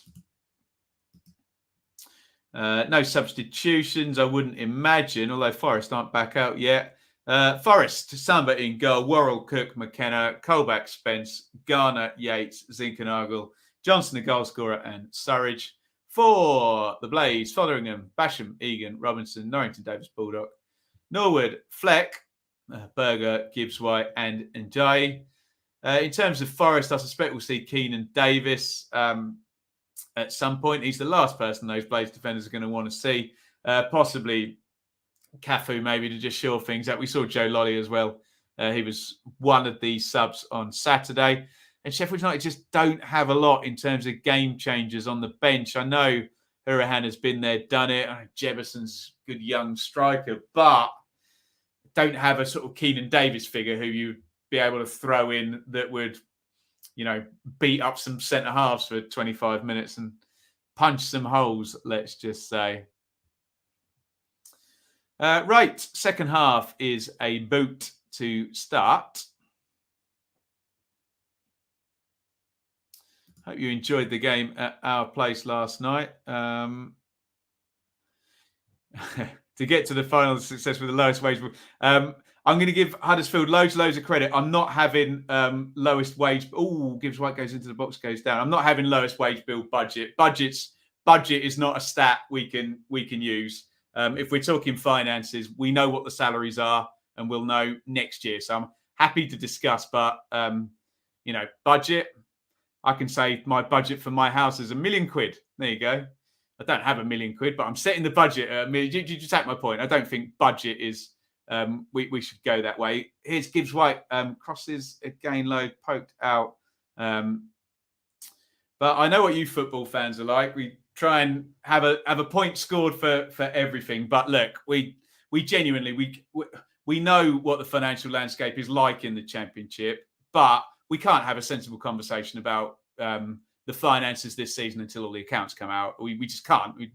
All I'm going to say to any question is, show me the books. Oh, here comes Ndai down the middle and Ndai into the box. A great tackle by Worrell. All I'll say is, show me the books, and then you'll say I can't. They're not out. Oh, and yes, Gibbs White has scored. And the cat is well and truly amongst the pigeons. Gibbs White, they've really started with a bit of zing at the start of this second half, Sheffield United, and they've got themselves a goal. It's Forest 1, Sheffield United 1 on the night. It's 3-2 on aggregate. And Gibbs White came out a bit like a man on a mission at the start of this half. Sander Berger just does well. Worrell had made a really good tackle there. I tell you what, John Fleck does really well to jump over that ball and not be offside there. Is he onside? I think he has to be onside there because he would have been interfering with playing in the keeper's line of sight. So I assume he was on regardless. And it's cleared. And we have a goal straight away at the start of the second half. Sheffield United have equalised. I thought Huddersfield wage bill, this was estimated to be this. Again, can we just leave the Championship finances alone? It's not even worth a discussion. You said the word estimated, and we don't know. Nobody knows. Unless you can give me all 24 Championships clubs' books for the year, which you can't because they won't be out until next May. It's a pointless discussion. I'm not having budgets. I'm not having estimated. We don't know. Nobody knows. We can't discuss it. It's a silly conversation. We all know. No, we don't, Stephen. We all know, Lewis. No, we don't. No, we don't. You cannot provide me with. You might be right, but it will take you a year to be able to prove it. So, yes, let's leave. I know it's easy to get drawn into, okay, this side, and I'm going to try and score some points by financial stuff. But if you don't know the books because they haven't been released yet, then we can't discuss it, can we? In comes the corner, headed across. Oh, it's blocked. Oh, Sheffield United are pushing here. Goodness me. What about net spend? That's what gets me rich. God, no one even knows what a transfer fee is nowadays, do they? They're all undisclosed, but there we go.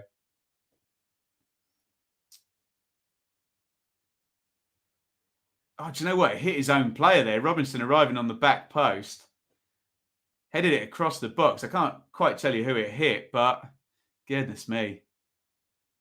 Another corner for Sheffield United. In it comes again. Oh, goodness me.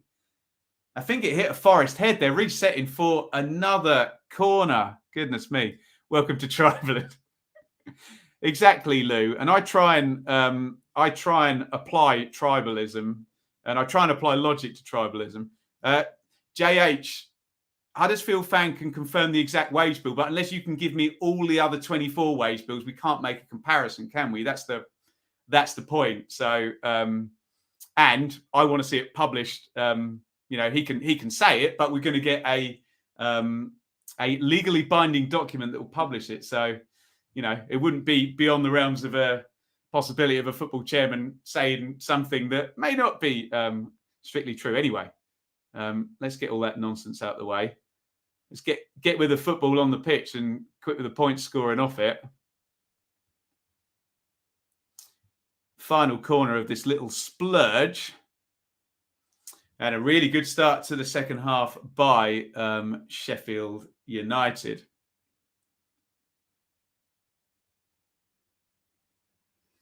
Bit of wrestling going on the far post there. To be fair, both players have got their arms around each other there. I automatically say no foul. If they're both holding each other, it's like, oh, you two carry on, then you're both fouling each other. Who am I going to give the foul against, really?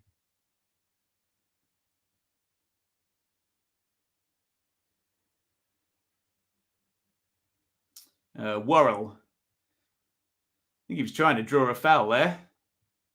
John Fleck is suggesting he may have dived. Referee Oliver certainly thinks it wasn't a foul, and this is really big pressure from Sheffield United now for the entire first 5 minutes of this half. In comes the long throw for United, headed up in the air. Yates gets a good header on it. Zinkernagel hooks it away. Garner was late. It's a silly foul that by Garner, really silly. Completely did not need to do that. Referee Oliver's right there.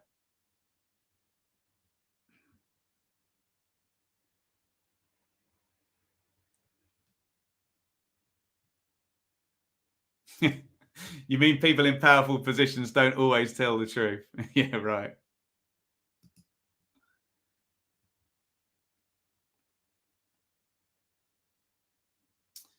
In comes the free kick from Norwood to the back post. It's headed across. Oh, goodness me. Forest living on their nerves here. Wow. Oh, Stephen, amen to that. Big men don't get free kicks. Ipswich had a player called James Scowcroft who never got any free kicks. He always got fouls given against him.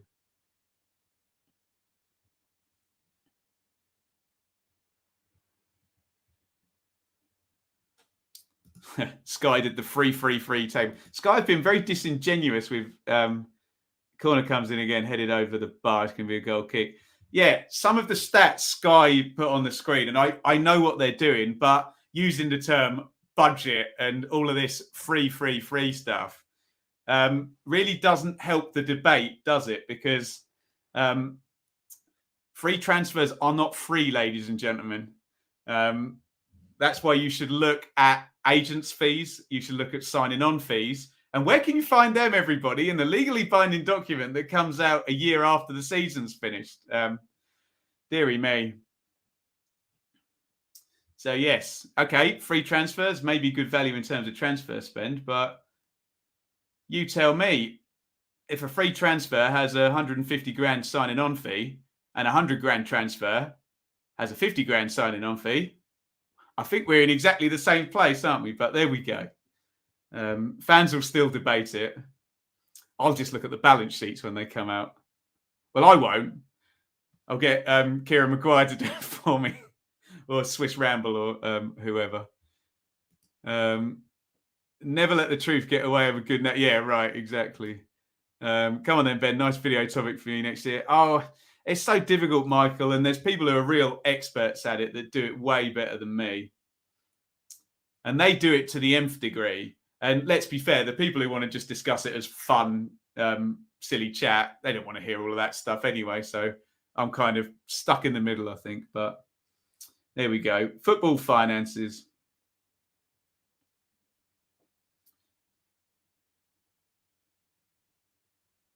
Let's just judge it on the pitch, shall we, hey?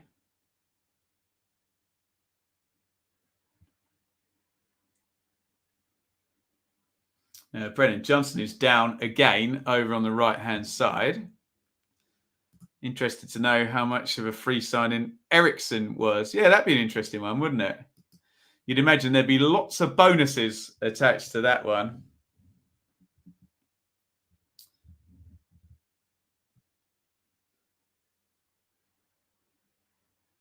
It is Garner. Colback. Colback has to go home. Forest 1, Sheffield United 1 on the night.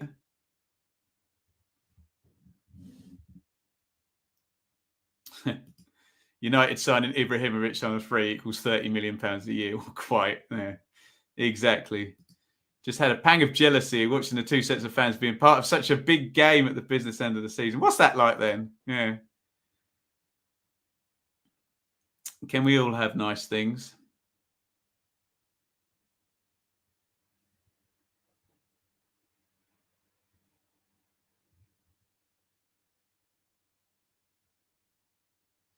Fotheringham kicks it down at the ground. 55 gone. Big header clear by McKenna. Nice takedown by Surridge. Tries to play in Johnson. And this is probably the risk now for Sheffield United. They're kind of pushing. They went a bit vexed, didn't they, at the start of the second half? Got themselves a goal. It's just leveled out now after all of those set plays. This is the bit where if they're not careful, Sheffield United, one ball through the middle and they get caught out again by the Forest.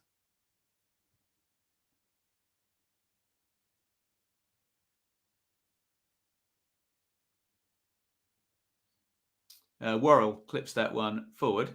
Big header clear. Lovely take by Gibbs White. I was just going to say he's such a good player. He gave the ball away, so I won't. He is a good player. A brilliant bit of skill to do the turn. Big fan of Gibbs White. I doubt I'll get much argument from anyone in the chat if I said he'd been Sheffield United's best player this season.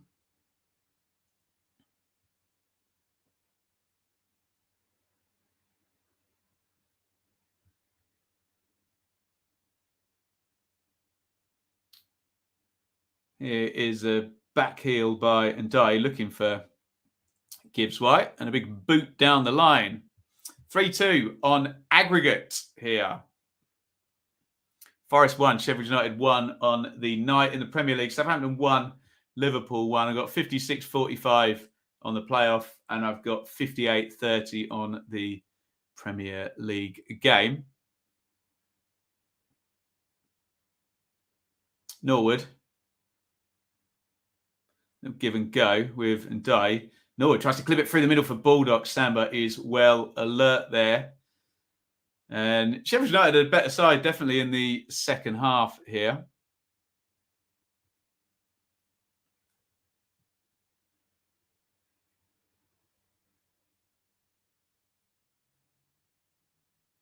Brennan Johnson down again. Referee Oliver brandishes the yellow card in Jack Robinson's direction. It's not big and it's not clever. Brennan Johnson is just really fast and draws lots of fouls. And Jack Robinson has gone into the book. Forest 1. Sheffield United 1 on the night. 3-2 on aggregate after a 2-1er in the first game to Forest at Bramall Lane.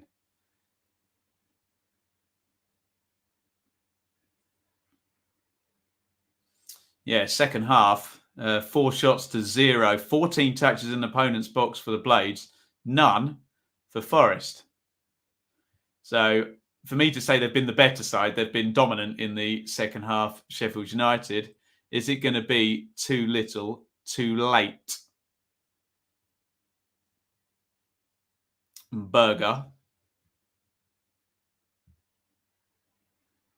Why has Samba been getting so much abuse? I don't know. Where's he been getting abuse? Pass. I'll plead the fifth on that. Thoughts on City signing Mark Sykes? We're in the middle of the playoffs, Annie. I don't know anything about him, to be fair. Fullback, is he? I don't know. Pass. I'll do my research. Is Bulldog coming in off the right? Bulldog, he tried a little outside of the football through there. Egan knocks it out to Norrington Davis. Continues his run into the box. They're quite well populated. Can Norrington Davis get past Spence? No. And Yates is there to help him out. Wins the ball back and then gives it away. The ball's turned over like 4 times in the space of about 5 seconds there. And Sheffield United are first to all of these now, aren't they?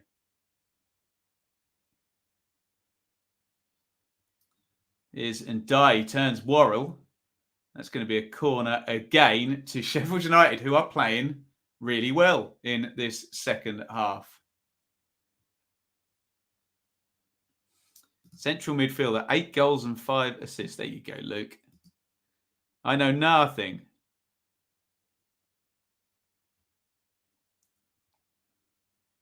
Corner to United. Can they get first contact on this one? And it comes from the left. Jack Robinson's holding his head. Steve Cook's on the floor. Referee Oliver has given a foul against Robinson. Gibbs White pulls up Steve Cook. Don't know what happened there. Just ran into each other. Wasn't any kind of foul in there, I don't think. Everybody running in different directions. You're all so nerdy. Guilty. There you go. There's a bit more on Sykes, who has signed for Bristol City.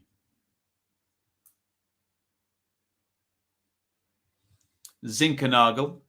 He'll be the first to be subbed off, won't he, by Cooper?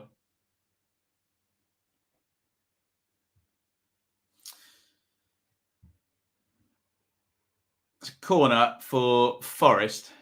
61:10 on the clock. Sky have their camera close up on Keenan Davis.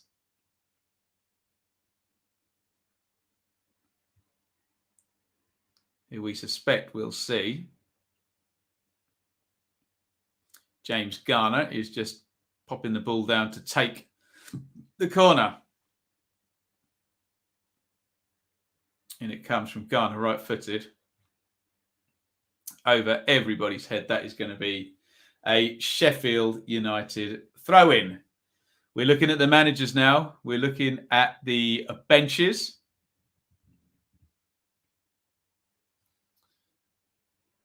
Will Paul Heckingbottom try anything?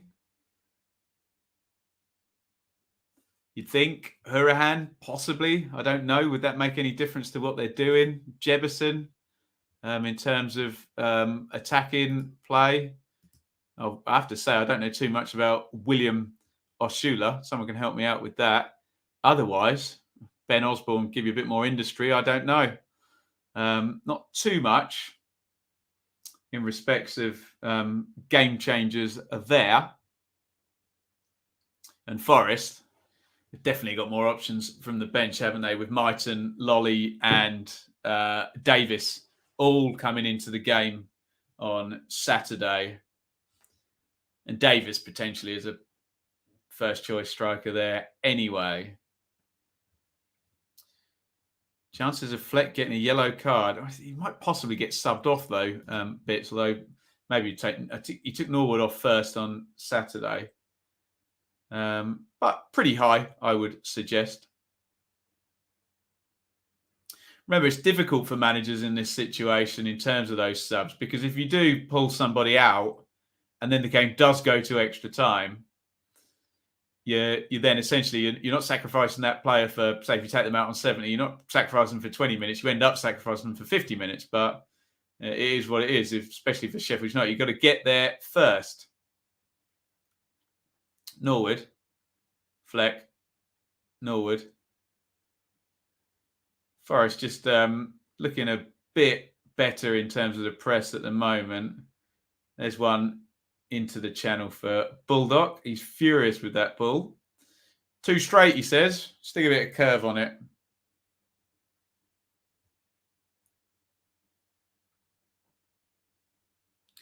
It is very slippy and very wet. Slippery When Wet. That's a Bon Jovi album. God, has anyone seen any of the footage of John Bon Jovi on the latest Bon Jovi tour? Poor guy, his voice is gone. Here's Spence down the right. Robinson just blocking him out. It's clever from Norrington Davis. Just gets in front, draws the foul.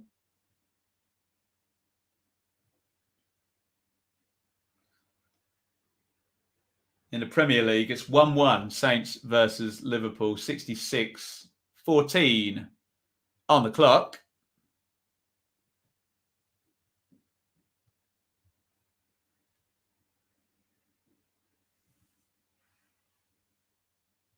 Big goal kick from Fotheringham. Flag's gone up against Illman and Day. Joe Worrell wastes a bit of time by moving the ball ahead, knowing that it's going to get asked to move it back. Well, speaking of Liverpool, I can see all their players gathered in celebration because they've just gone 2-1 up. Looks like the title race is going to the final day in the Premier League. Southampton 1, Liverpool 2. Looks like Matip has scored. I haven't seen the goal yet, though.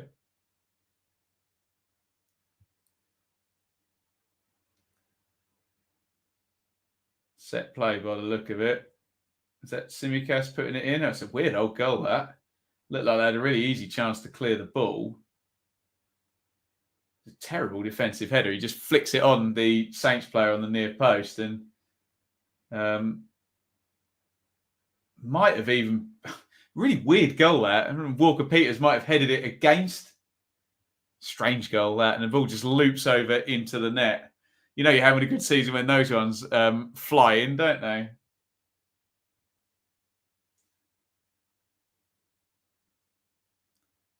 Anyway, back to the task in hand.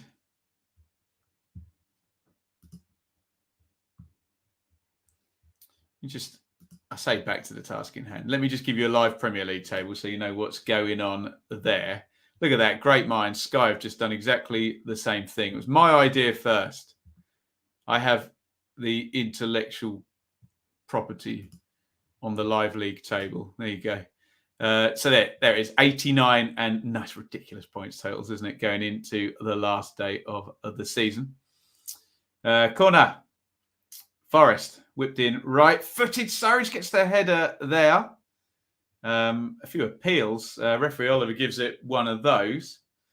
Big goal kick. And the Blades are away at the other end now. Gibbs White with two.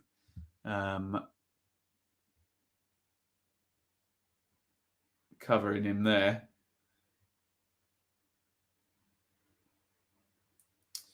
The handball shout was against Basham, who sort of had his arm there trying to get it out of the way. Couldn't see whether it hit or whether it hit the chest or whether the arm was deemed in an unnatural position. Difficult one to tell there. I'd need to see another replay from that one. So Robert Plant of Victoria Theatre still got the voice at 73. There you go. Long throw comes in from Sheffield United, cleared out to Fleck. I was at the Led Zeppelin, the one gig they did. When was that? 2006, 7 or something? And yeah, he sang beautifully.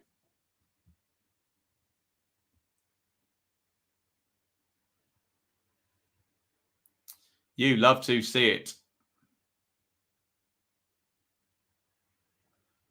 68 on the clock.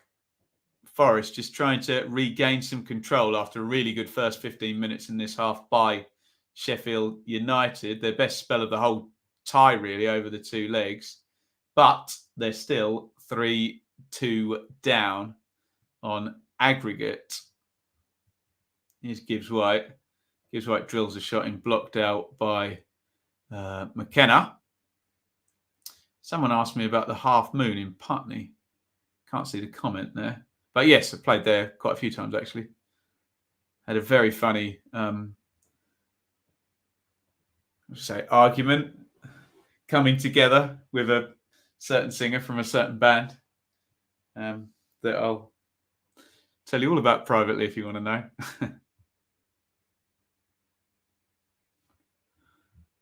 One of my comedy gig stories, that one.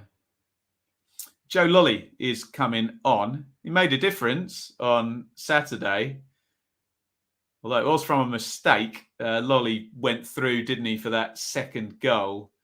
Just robbed the ball off. I think it was John Egan, wasn't it?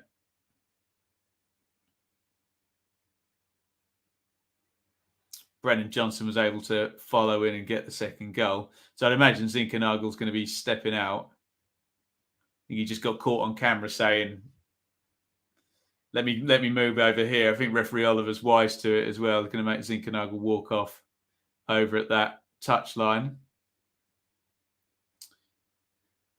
Zinkernagel still trying to kill as much time as he possibly can.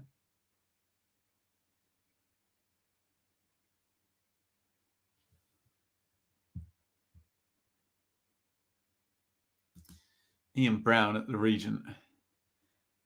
Yeah, a bit less of a workout than Bon Jovi, but still, the point stands.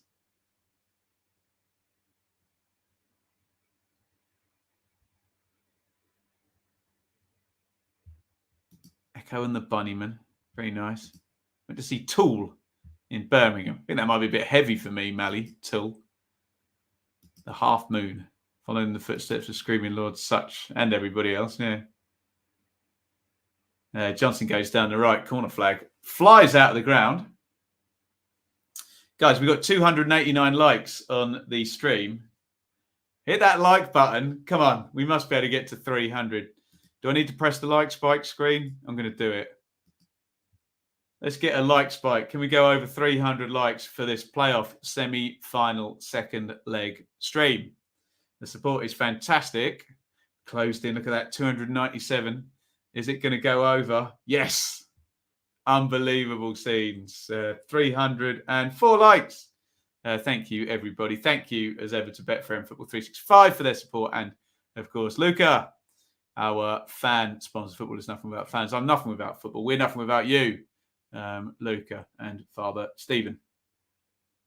Get involved over on Patreon as well. Patreon.com/Benjamin Bloom. If you want to support, can do by Super Chat as well. It's not obligatory, though. You can just enjoy the stream and get involved in the debate. Make sure you do that, though. Spence throws that one down the line. Out it goes. Goal kick to Sheffield United. Fotheringham side foots it across to Basham. Basham goes long down the line to nobody in particular, and it's gone out for a Forest throw. Poor ball by Basham, and Forest is trying to slow everything down. Every team does it. Every restart. If you support the team that's doing it, you never complain. If you support the team that it's being done to, you complain about it a lot, but every team does it. Believe me, I watch lots of games as a neutral.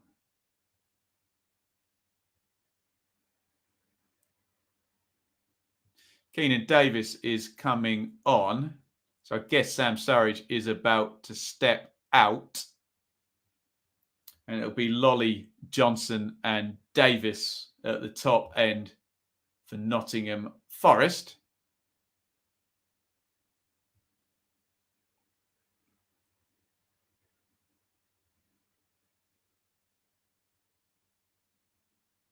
Is Norwood.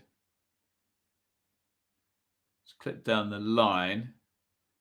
And Day comes short and grabs that. Gives right back to Day. Lolly wrestling with him. Good physical battle. Both of them there going for it. No fouls given. We'll live happily ever after.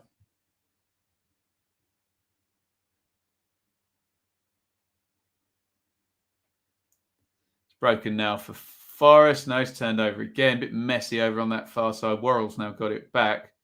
Ball turned over 3 times quickly there.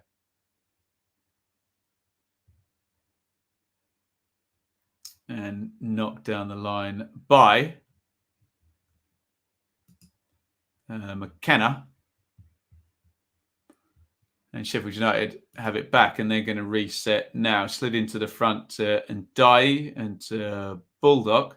Lovely ball by Bulldog outside of the foot, although Berger's first touch, not very soft. There's a foul in the build-up, but here comes Bulldog down the right-hand side. Bulldog into the box, engages Colbeck. Bulldog beats him, and there is the equalising goal! Oh, John Fleck, and it is 3-3 on aggregate.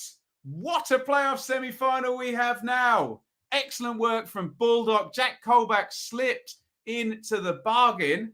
And I'm going to get in trouble because the baby's trying to sleep next door. It is Forest 1, Sheffield United 2 on the night. And it is 3-3 on aggregate. The cat is well and truly amongst the pigeons here. Really good refereeing by referee Oliver there. There was a foul in the build-up there. He lets it go. Bulldog does really well. There is a vital slip by Jack Colbeck, though.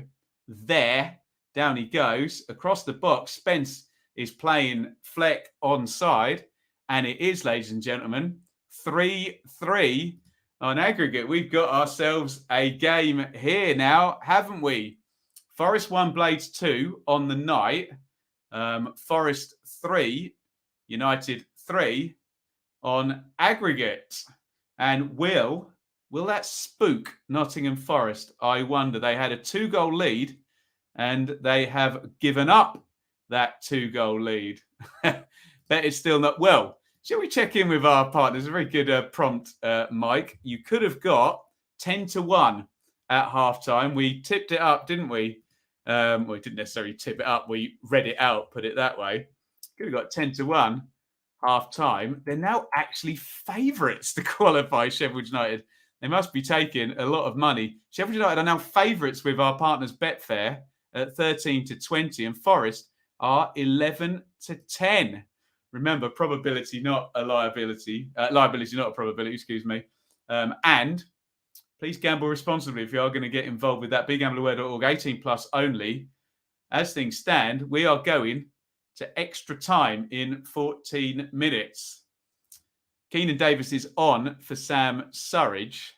And the plot thickens massively here. It's 3-3 on aggregate. And yes, lots of mind-blown stuff. Deforestation. Dearie me. Up the blades, it's been coming. Yeah, I know what you mean, Paul. Maybe up until the 60th minute, but it gives White, swings the cross in. Oh, goodness me. On the back post and Dye there. And where is this going? Goodness. Gibbs White swung that in. I think, was he offside? Is Joe Worrell got the clearance on it? No, he didn't. And Dye gets the final ball there. Odds on a 5-3. Slim. I don't know if Betfair will give you that, will they? Probably. Request a bet. Here's Garner for Forest. Worrell. Spence. Spence gets to the line. Good cross in. Lovely cross by Spence. Robinson does well to get a foot on that and divert that one away. I know it's hell if your team's in them, but how could you not love the playoffs?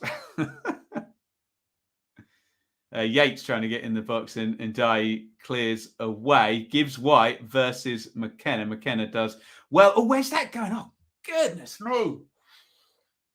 Big back pass from McKenna. I just wondered whether that one was going in the goal for a second then. I think it's going to be a corner, is it?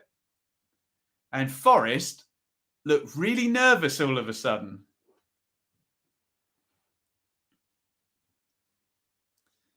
Wow. McKenna didn't want to play that with his right foot. Gibbs White's just trying to pep the Blades crowd up. Seeing some Forest fans very much biting their nails, and I'm not surprised. They are behind on the night, and they are under pressure here. Corner comes in. Berger was there. We all fall down in the middle. I think Bulldog's going to scoop it up. Bulldog got that assist for the second goal. Berger now over on the right wing. Berger, Bulldog, Berger. Crossing position. He's got McKenna with him. Cross deflected, cleared out by Colback. Garner heads away and Fleck picks it up. The pressure does not stop. Here's Fleck. Fleck out to Basham. Hey, look, a different side now. Sheffield United. Norwood swings one to the back post. A dreadful ball by Norwood. Gibbs White is going to sprint and try and keep that in. Did he back heel that against Spence? That's brilliant play by Gibbs White. What a player that guy is, for God's sake. And yeah, this is very, very interesting watch now. And I think we're all thinking that, Stephen, United could have this. Yes, they could.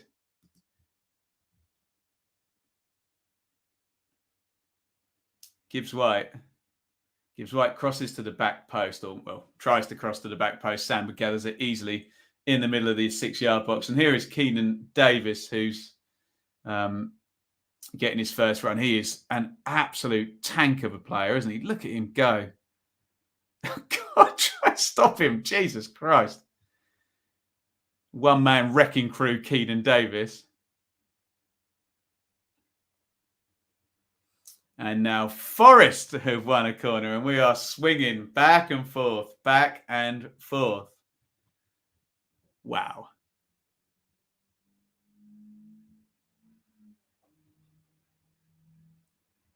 $80 minutes and 30 on the clock. Forest led 2-0 in the first leg and 1-0 in this leg, and therefore 3-1 on aggregate. But it is now 3-3 on aggregate. Sheffield United lead 2-1 on the night. Garner puts the corner into the near post. It's going to be a goal kick. Joe Worrell does not agree. Mike took it for granted at 3-1 on aggregate. I mean, to be fair, so did I. So did our friends at Betfair. 80-1 on Forest were to qualify at half time. And you just don't want, it's a mighty stadium and a mighty big load of expectation. And one of the most incredible things I've seen at a football match is Leeds getting their confidence and their mentality sapped by the expectation against Darby in that famous playoff in 2019. I've never seen a collapse quite like it. Long night coming. Well, God, can you imagine penalties? Oh, that'll get my ticket going, I tell you. 81-52. Right, let me do a straw poll. I need a yes or a no. A yes or a no. Are we going to extra time? Yes or a no. Are we going to extra time? A yes or a no in the chat. Yes to extra time. No to another goal in the next 8 minutes. Are we going to extra time, guys? It's 3-3 on 82 minutes. Is it a yes or a no? Am I going to have to turn the fan up to level 2? Let's see what the straw poll says. I'm going to click through. Yes, yes, no. Yes, yes, yes, yes. No, yes, yes, yes, and pens. Yes, yes, no, no, no, no, no. A few no's in there, I have to say. Guys, amazing. It's just got literally more than I can see there. I think the general feeling is this is going to extra time, and maybe I need to make myself a coffee rather than a glass of wine.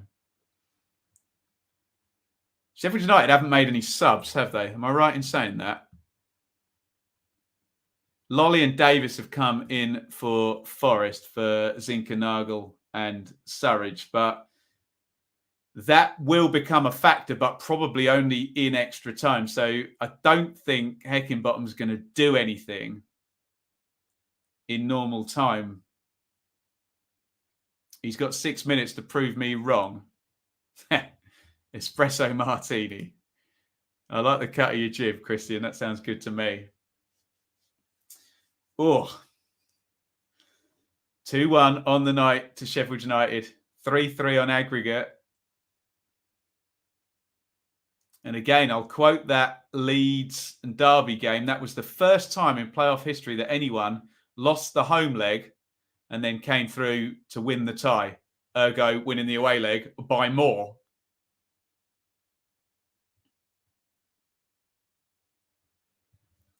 Why make subs when you're on top? Well, maybe. Yeah, maybe so.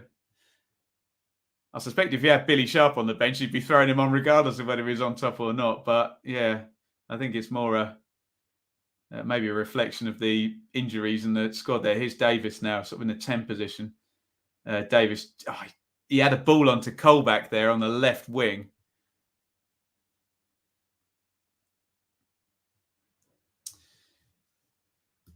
James, I'll happily give you my seat for your unbiased but love support for the place. I support Ipswich.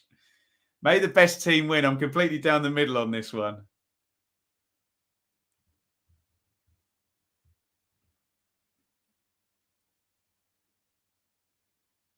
Davis puts the cross in. Oh, the shot came in.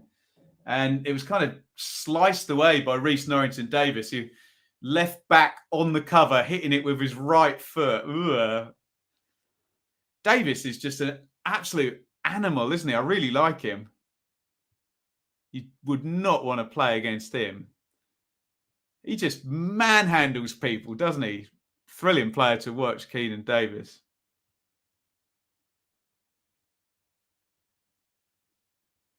Corner to Nottingham Forest, 85-35. Jordan Rhodes got the winner last night about 82, didn't he? In comes the cross, and they win the header quite easily there. Steve Cook doesn't quite get over the ball to head that on target. And Steve Cooper, give him credit, whether he's 5-0 up or 3-3 in a playoff, looks as calm, doesn't he?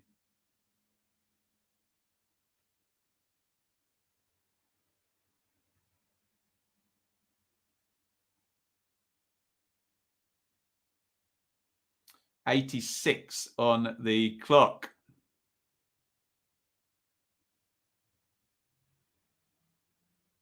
Big diving header away. Oh, bad chest there by Egan. Davis has beaten him. Davis to the edge of the box. Davis drives the shot. Really good block there.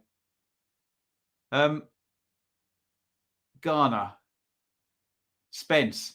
Spence puts the cross in. Diving header on the near post. James Garner thought he was Ian Wright for a minute there. And he wasn't. It was a really difficult chance.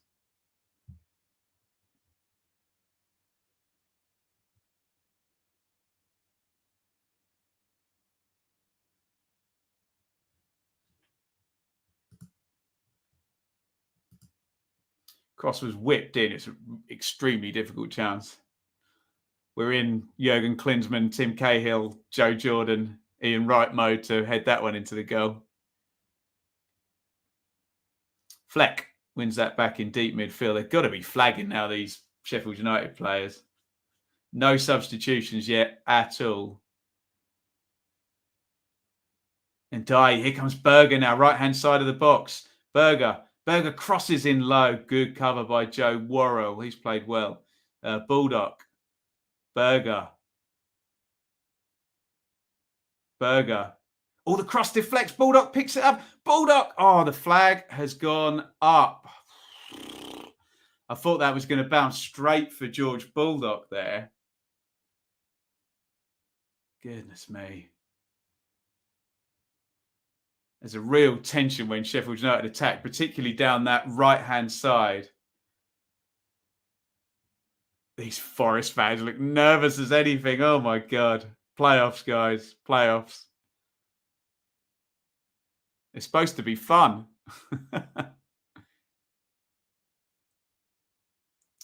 Berger wins the header in deep central midfield. Lolly, last-ditch tackle there.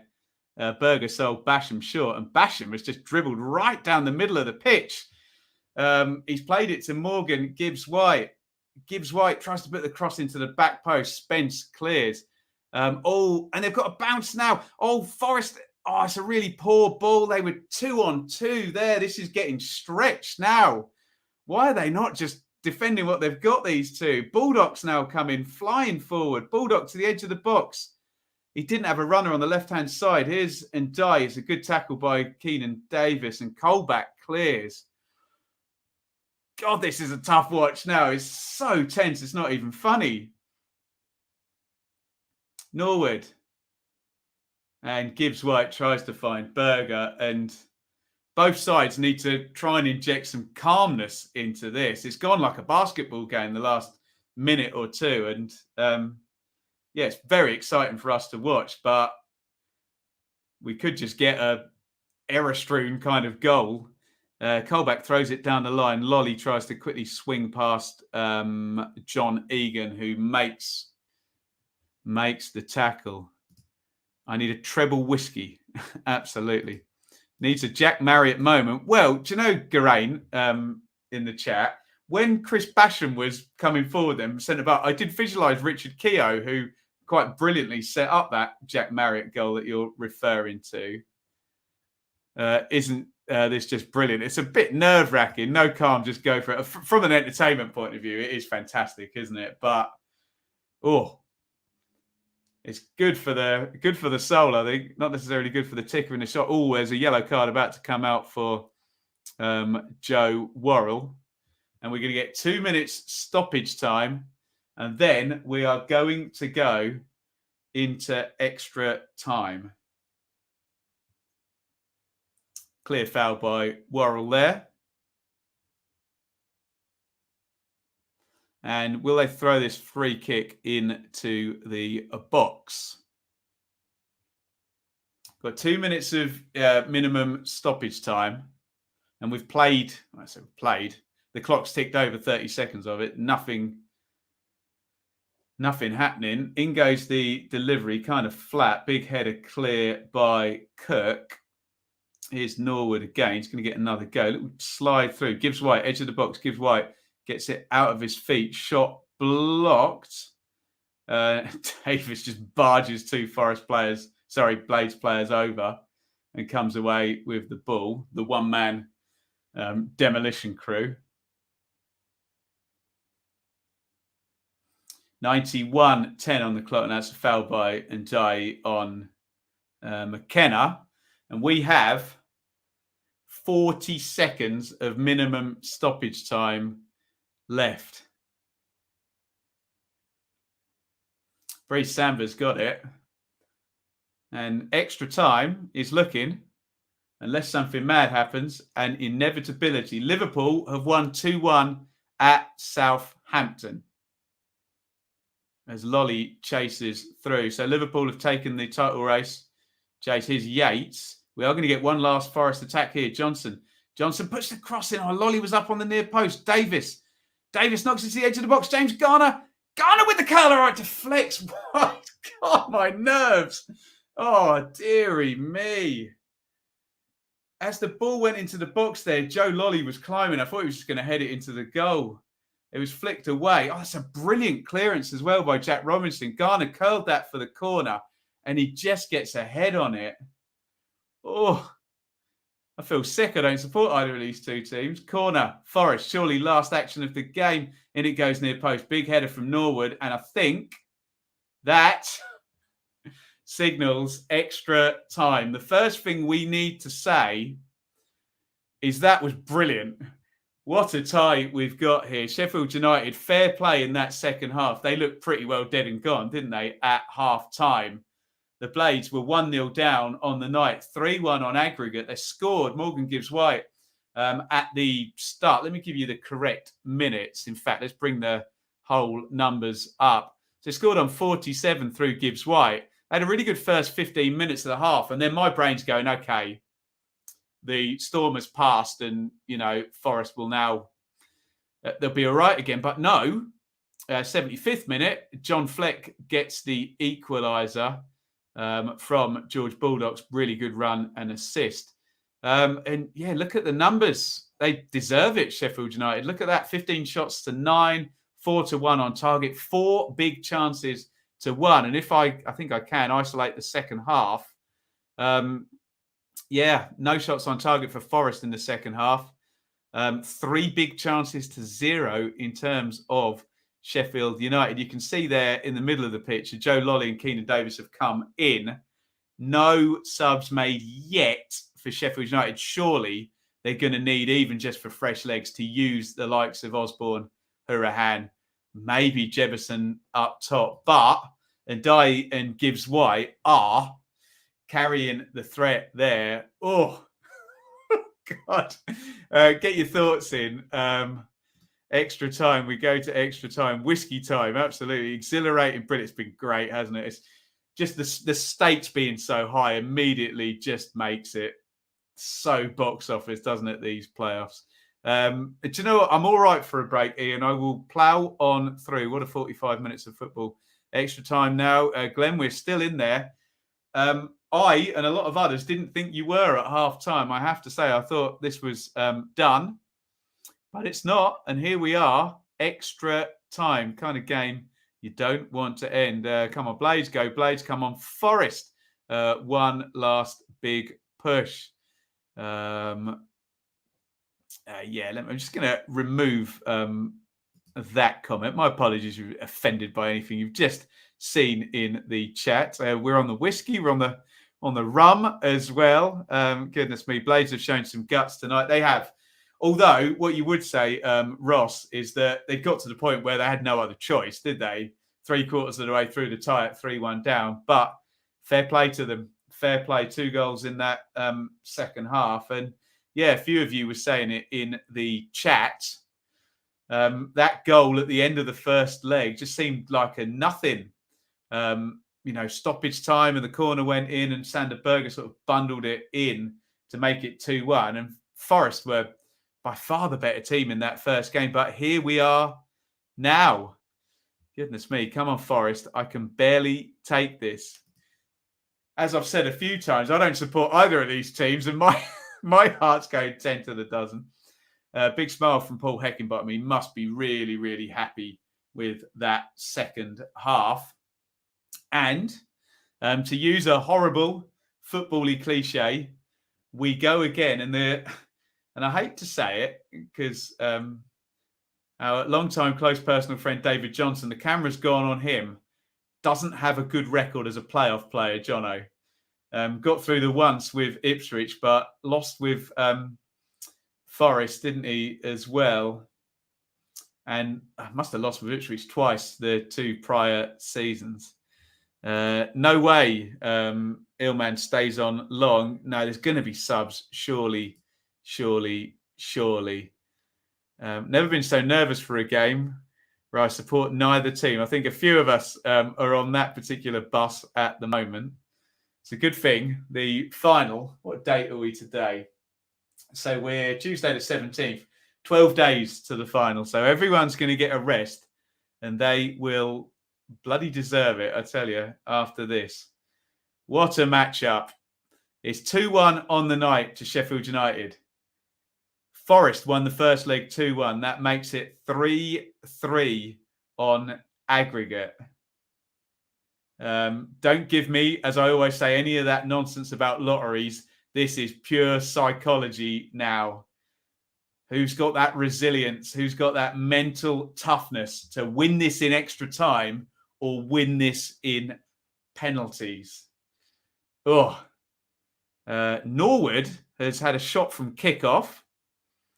Maybe they'd scouted Breeze Samba gets off his line from that. That would have been a memorable playoff goal, wouldn't it?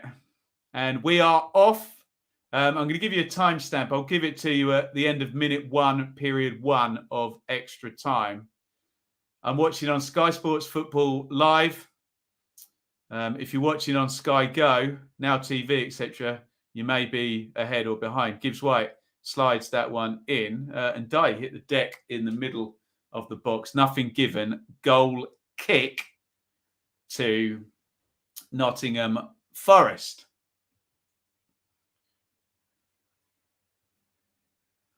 Out it goes to Colback. McKenna, loose one up the line. Here comes your time sync. We'll be at 1 minute in 3, 2, 1, sync. As Brennan Johnson tries to chase him behind. Wes Fotheringham grabs that fairly easily. Here's Berger in the centre circle. It's a different type of game when it goes to extra time, isn't it? There's less in the way of pressing because all the players are so tired. Apologies if the connectivity is struggling a little bit at the moment. It should hopefully come back round. Apologies if I look a little pixelated right now.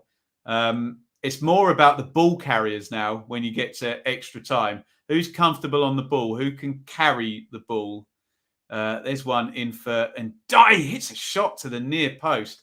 Straight at Samba, but good hit and a good save. Again, apologies if we're struggling with connectivity. It looks like it's just coming back around. We try our best with the internet here. Feel free to not mention it in the chat. There's bugger all I can do about it. 2 minutes into period 1 of extra time. 2-1 on the night to Sheffield United, 3-3 on aggregate. Spence with a throw-in to Forest. The pace slows down now. Different type of games. Look out for the ball carriers. Look out for the dribblers. They're the ones now, aren't they? I'm talking about Spence, Johnson and Dye, Gibbs-White. Maybe even Garner from sort of deep midfield.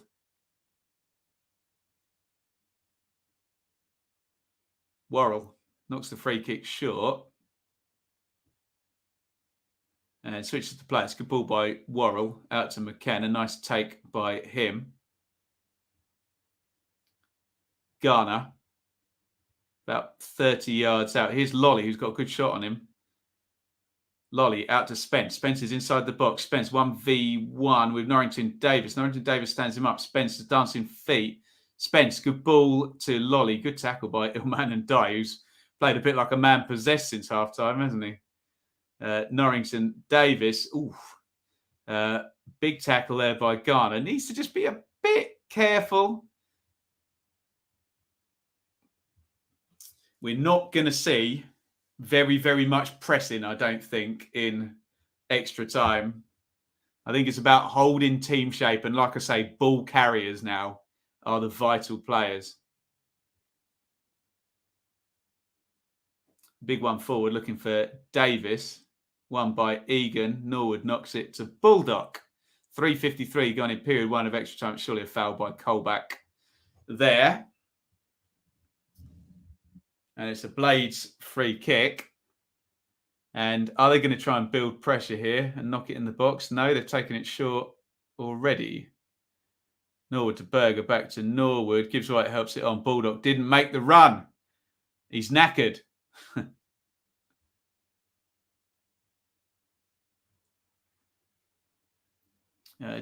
Not forward. Davis flicks it on. Egan goes long. Totally different game, isn't it? Half the speed of the second half already. And it's going to get risk averse, let's just say. Spence, one in the channel, laboured though, and Egan takes it. Gibbs-White tries to poke it on. And it bounces all the way through to Samba. Worrell, good ball by Worrell. And now Lolly's in the pocket, inside right position. Lolly tries to carry it. He's still got it. Johnson, right wing. Johnson puts a decent cross into the near post. And Keenan Davis got something on that. He was well marshalled. It's a good cross by Johnson. It just bounces through to Fotheringham. I say it's good defending by Basham. It kind of is, and it isn't. He literally just throws himself with not a great deal of technique there and tries to get something in the way. I suppose it kind of works. So, and Fotheringham's able to make the save. Fotheringham boots that down the ground. Fabian Barthez style out of his hands. Fabian Barthez always used to take a few liberties there. Foul throw was that? No. Taken from the wrong place. Expect Hurahan to come on. Yeah, he's the sort of calm player on the ball that would work well.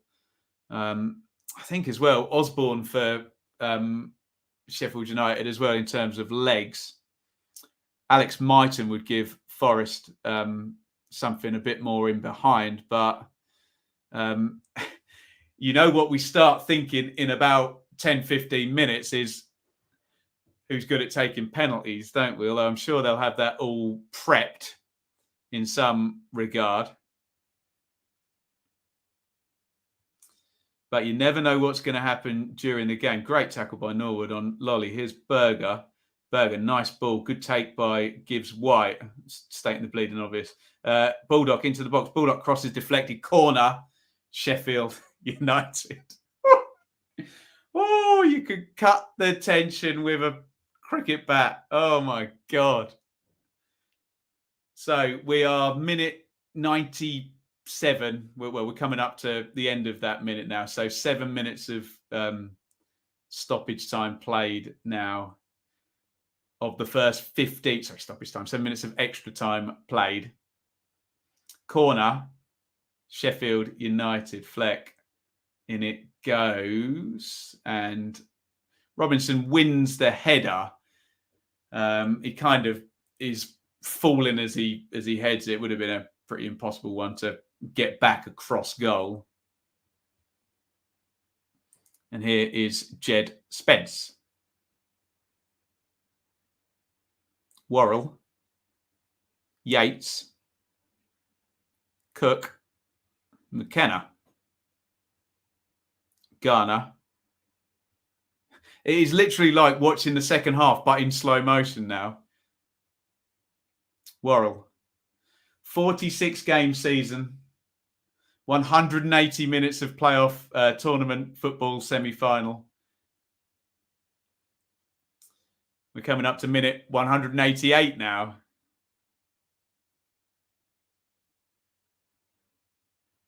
These boys will be hoping there's another game after this, and there will be for one or other of these teams. Who can stay calm? Who can not make a mistake? Maybe the conclusion here.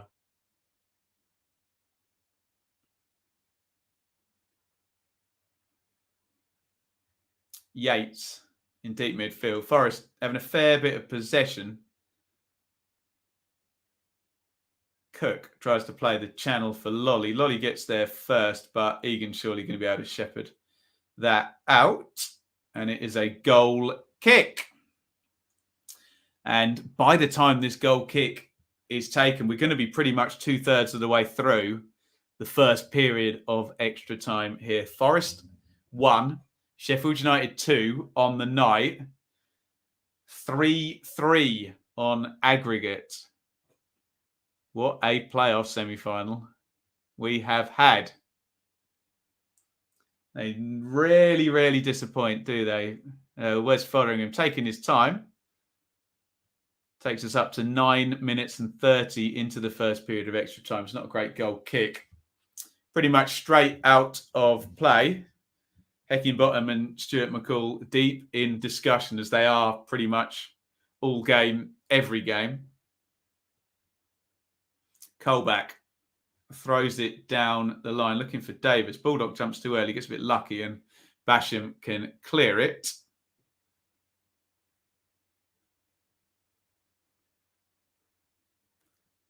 Garner knocks that one forward, looking for Keenan Davis. Out it goes. Try and come from a position of empathy for these players. It does get loose in extra time, doesn't it? You don't blame them. They must be out on their feet. And a few of them probably, not that they should be, probably already planning out in their head the fact that they're going to have to take a penalty.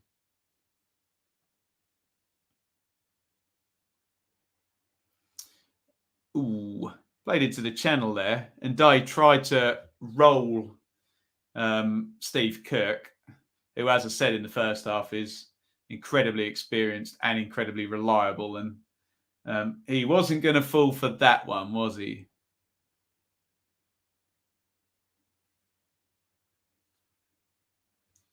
Samba's going to knock the free kick down the ground. Brilliant support with the numbers watching. Thank you, everybody, for joining. Please hit that like button. We got 362 likes. See if you can get us towards 400. Here's Garner. Garner got fouled there, I think. Is referee Oliver letting it go? He's going to pull that back here. Good refereeing. We hear a lot of nonsense about referees and a lot of people obsessing about everything referees do. So referee Oliver's done an absolutely fine job tonight. It needs to be said. I'm sure he'll make one decision somebody doesn't like and they'll remember it for the next 10 years. But in terms of a little bit of balance about it, he's been thoroughly decent. Free kick to Forest, which James Garner is going to swing in right-footed from the left-hand side. Holds up the signal 2 hands. Joe Worrell's got a run on the edge of the box here. Can he get loose? No, he was the decoy, in fact. It was for McKenna. All careful, boys. It's a silly foul by McKenna.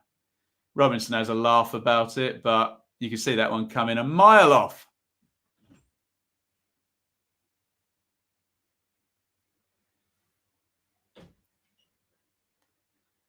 We've still not had a Sheffield United substitution. We're 12 minutes into extra time now.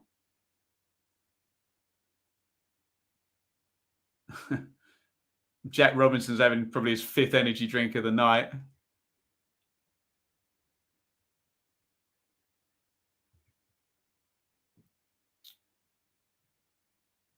Sheffield United can't quite get hold of the ball at the moment, although they have won a throw-in fairly well down the ground. I'd toss this in the box if I were them. I think they're going to build a little bit of pressure. Or maybe not. Robinson's just come forward from left centre-back to take it. You see him coming forward and assume it's going to be hurled. And Dye's offside, isn't he? No, flag stays down. And Dye pops it into the middle. Samba does well there. Decent handling there.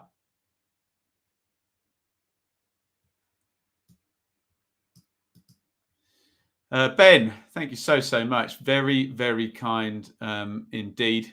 £2 on the super chat.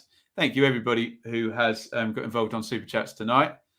There has been plenty, and myself and Shaylee as well really, really do appreciate this. It is some kind of a job now.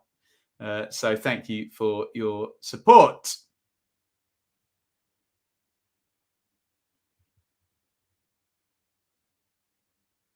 Free kick to Forest, just inside the Sheffield United half. They haven't lumped it into the box. It's gone short to Cook. We're now 14 minutes into the first 15-minute extra time period here. Oh, Spence, heavy touch, rare one for him. He's got such good physicality, though. He can get himself out of many problems there, Jed Spence. Oh, interesting one there. A very low header. I'm thinking high foot, but and Dye and Cook clashing together. And Dye stayed down. Referee Oliver has stopped the game. That's not in Dye. That's Morgan Gibbs-White. My bad. I am sorry. And every Sheffield United fan is hoping he doesn't go off. I think he just landed on his right sort of quad muscle there.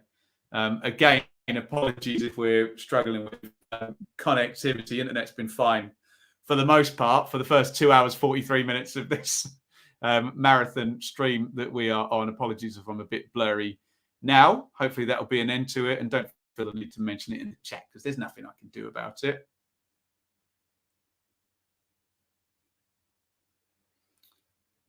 Gibbs-White looks like he's okay. Again, hopefully the internet should come around in just a second. Apologies if I do look pixelated for the time being.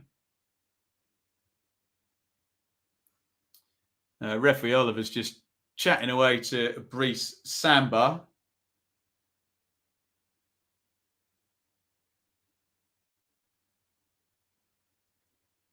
It's back with Garner. We're into stoppage time at the end of the first period of extra time. Again, sincere apologies for the blurry picture. We tried to sort out the best internet we can. That's an interesting one. Looked like Forest had just won a corner. And referee Oliver has blown his whistle. And Paul Heckingbottom is having a word with Ben Osborne. Again, sincere apologies about the picture. It should, should be coming back right now.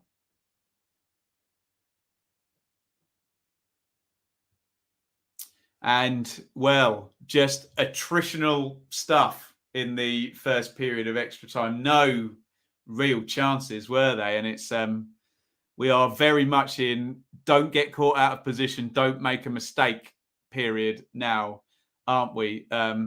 Billy Sharp is he's here. He's not going to play. He's having a word with Morgan Gibbs-White, who you would think if Sheffield United can do anything in the second period, he'll be at the centre of it, and he'll definitely take a penalty, you'd imagine, as well. And that is a realistic possibility now. We are 15 minutes away from the Championship playoff semi-final between 4th and 5th, Sheffield United and Nottingham Forest, going to a penalty shootout.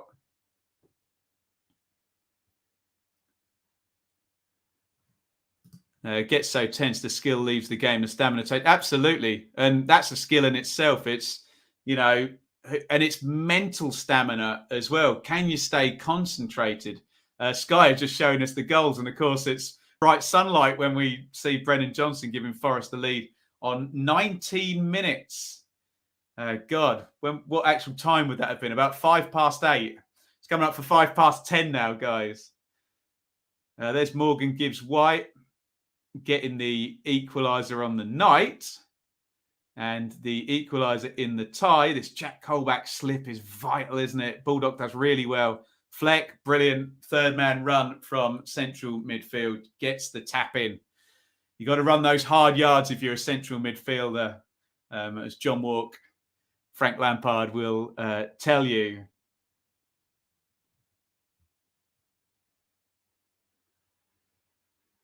Right, here we go then. A few of the players are puffing. And again, will there be an extra time winner? I'll give you a time sync again. Feels like we've done this a few times. We've done it 3 times tonight already.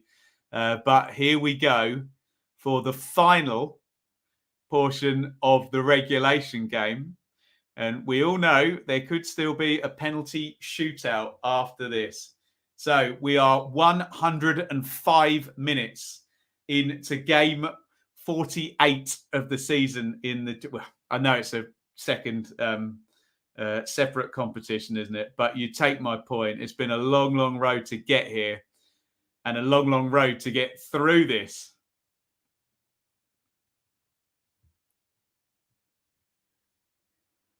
Here, and there's a breakaway now. Joe Lolly, Brennan Johnson, right side of the box, back to Lolly. It's a huge chance. Oh, he's completely scuffed it. He fell as he was hitting it.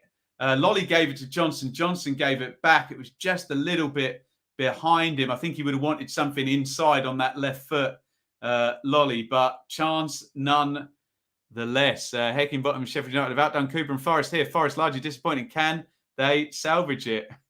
I'll tell you in about half hour, Chris. This could backfire heavily. Sheffield United feel like they have the leaders' experience know-how on the pitch. Maybe so. Maybe so. Spence crosses in. Johnson on the volley straight down the throat of Wes Fotheringham.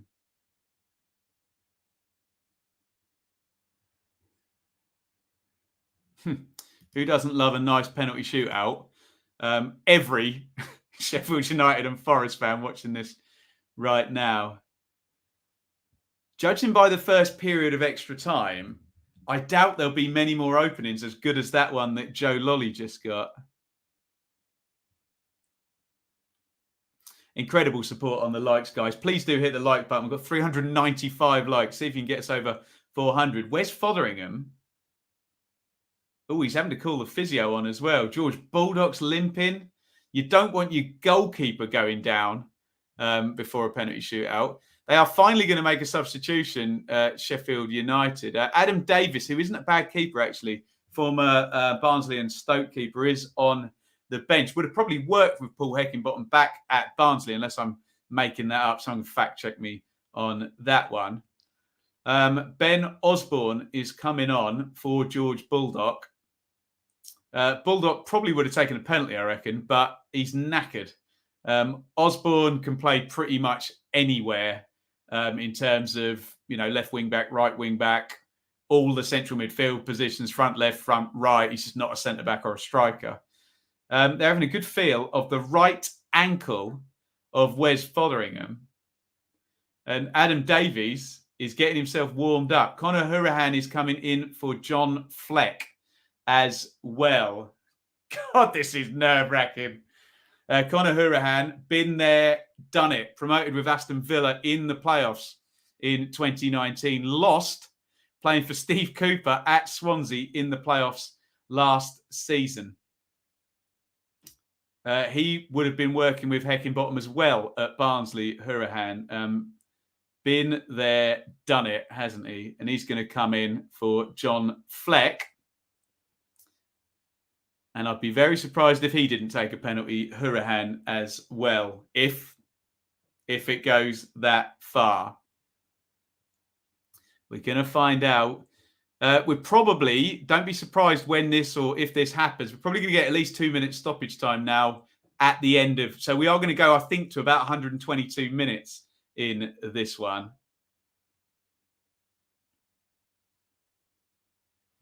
Fotheringham's got it. We'll see how that ankle is now. Looks okay. Decent distance on the clearance. Big header by McKenna. Sheffield United, I said this at the end of the first period of extra time, can't get hold of the ball. Can Forest leverage, that. Here's Keenan Davis. Davis powering forward, just bumps two out of the way. Brilliant play by Davis. Good trick up his sleeve. That one. Spence, edge of the box. Spence crosses it in. It's a bit of a haphazard cross. He's better than that, Jed Spence. Brilliant from Davis, though, who... It's a very good trick to have in the locker to come short to halfway and just barge your way up 20 metres up the pitch, which is exactly what he just did. That excellent play by Davis. Apologies if anything in the chat is offending you. I'm pressing the block button as quickly as I can. Normal rules with any spammers or trolls in the chat. They want you to mention them. Don't. I'll deal with it and we can all move on. Here is Yates. Spence coming down the right. Johnson to Lolly. Spence puts the cross in. Hourihane heads it clear. It's pretty much all Forest in terms of possession. Can they make a big chance or force a mistake?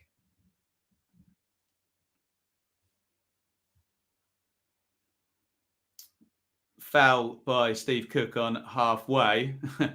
Ryan Yates pats him on the chest and says, that was a good foul. Steve Cook knows it. Referee Oliver knows it as well. Pulls out the yellow card. Morgan gives White again. Look at that talk. I didn't see that first time. Utter filth from Morgan Gibbs White, who probably out of most players you'll see in the Championship has one of the best first touches, doesn't he?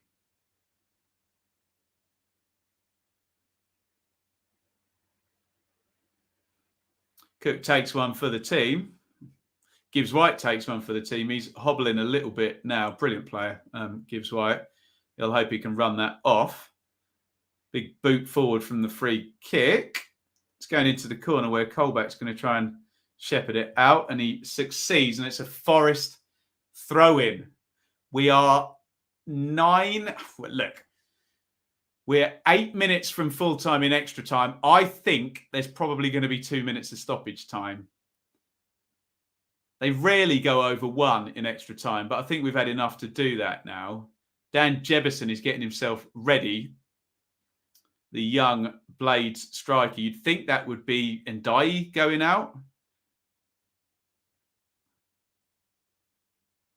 And you think anybody coming on now is taking a penalty, wouldn't you? The ball's in the Brian Clough stand. Joe Worrell running up to halfway. Referee Oliver says, stop wasting time. I don't think he is, to be honest. Worrell's stolen about 15 metres there up that touchline. All to naught. Throws it down the line.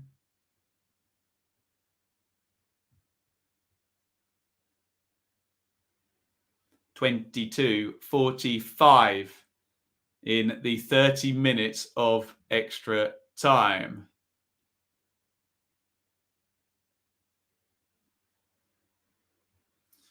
Goal kick to Sheffield United. Where's Foderingham with the left foot? He was feeling his ankle. He was treated for his ankle about 8 minutes ago. He's looking like he's moving okay. Colback heads that up in the air. It's back with Osborne, who's a very left-footed right wing-back, put it that way. Little knock down the line. Berger's picked it up. Burger drifts inside. Rare bit of attacking possession. Here's Hourihane. Norrington Davis. Burger cuts inside, drills the shot in low. Doesn't miss by much. Samba, I think, let that one go, to be honest. I think he had it covered. Let's have a look. Take a deflection. Samba does pull his arms away. We haven't got the wide shot from Sky, so I'm not sure. I think it's a corner.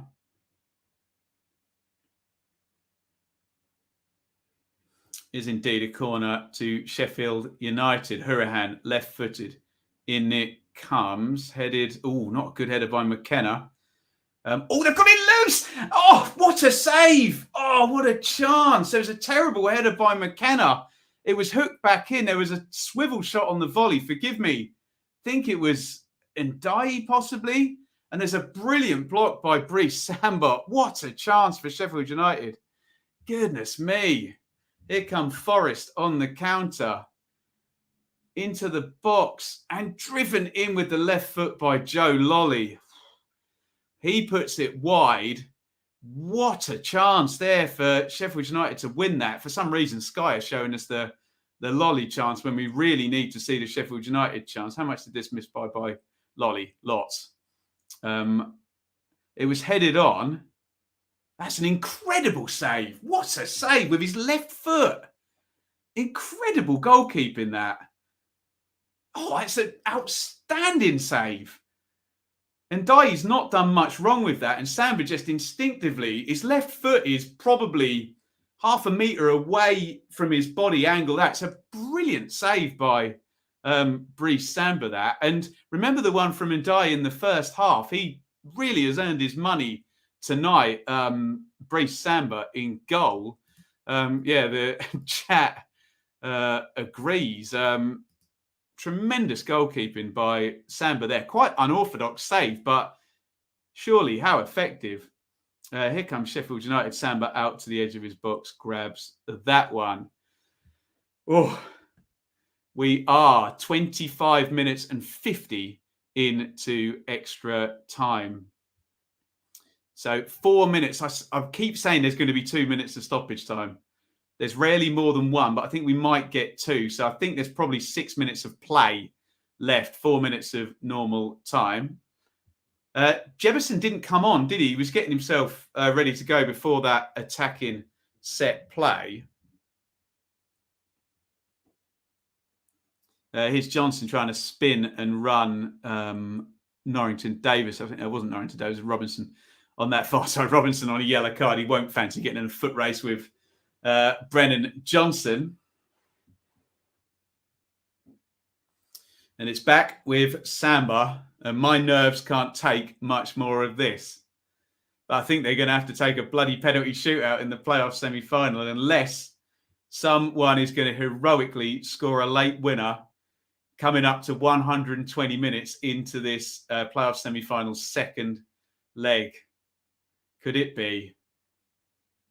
Norwood knocks that home to Foderingham. Clears it down the ground. Yates, a little bit of space in central midfield. Yates coming forward. Hourihane on the cover. He should be fresh in terms of tracking. He runs with Spence. Spence pops the cross in. It's not a good one. Keenan Davis, understandably, flings his arms up at that one. It's Norwood who's like running in treacle. He's completely knackered, bless him. Berger with an incredible switch of play. Great ball by Berger. And here is Hourihane. And he's got a great left foot and he's in a crossing position. Hourihane to the near post and gives White. Oh, it just goes across the goal. Hourihane is the guy you would have wanted in that crossing position. Oh, it's so close. It's a good ball as well. Gives White sliding in, flings out the right foot. Gives the thumbs up to Hourihane. Just couldn't get anything on it. Just want a little toe end to just change the direction and give the keeper something to think about there. James Garner has come off. He's feeling the top of his right hamstring. I don't know if that's performative just for the supporters. Cafu is on, which makes me think Cafu is taking a penalty, unless he's just coming on to shore up the last 2 minutes. Oh, my God. Who would have had this one going to penalties, hey? With Forest creating all those chances on Saturday. McKenna, Lolly, McKenna, Colback, drifts in off the left. Good play by Colback, really good. Worrell tries that little slip into Johnson that works so well. Here's Ndiaye. Have they got any legs for a counter-attack? I bet they haven't, although Hourihane goes past Worrell. It's good football by Sheffield United. And here they come down the right-hand side. Gibbs White, crossing position. Gibbs White floats it in. Good header out. Anytime the ball goes near the goal, my heart is racing. Colback slides that into Davis. Basham front foot. It's one way to deal with Keenan Davis. He didn't foul him, and it's just booted down the ground and out for a throw-in. 29-28 on the clock. Will we get 1 or 2 minutes stoppage time at the end of extra time? It seems odds on that we are getting a penalty shootout here. Oh, God. The penalty shootout, the absolute battle of nerve, of concentration, of technique, of stamina. Is it coming? Will we get 2 minutes or 1 of stoppage time? Yes, we're going to get the 2, and we are now into stoppage time. So we've played 120 minutes now. Silly foul by Yates in the centre circle on Conor Hourihane. This will kill probably 30 seconds. It looks like whoever is getting to Wembley is going to do it via a penalty shootout. Brees Samba has had a great game for Forest in goal, I have to say. Wes Fotheringham is in net for Sheffield United. The free kick launched forward. Worrell, he's been really good tonight, hasn't he? Heads it away. Oh, little flick on. Are we going to get a chance here? And there's a big dive there. That is absolutely not a penalty. Is he going to book Robinson for diving? Yeah, Robinson's trying it on there. Actually, Robinson's on a yellow card. If he doesn't get booked there, he's actually quite lucky to get away with that, I think. Do you know what? I think Robinson should be sent off. That's a clear dive, isn't it? And he's on a, am I right? He's on a yellow card. I don't want to get into the whole refereeing thing, but I'll say no more. Very lucky not to get a yellow card for that one, I think.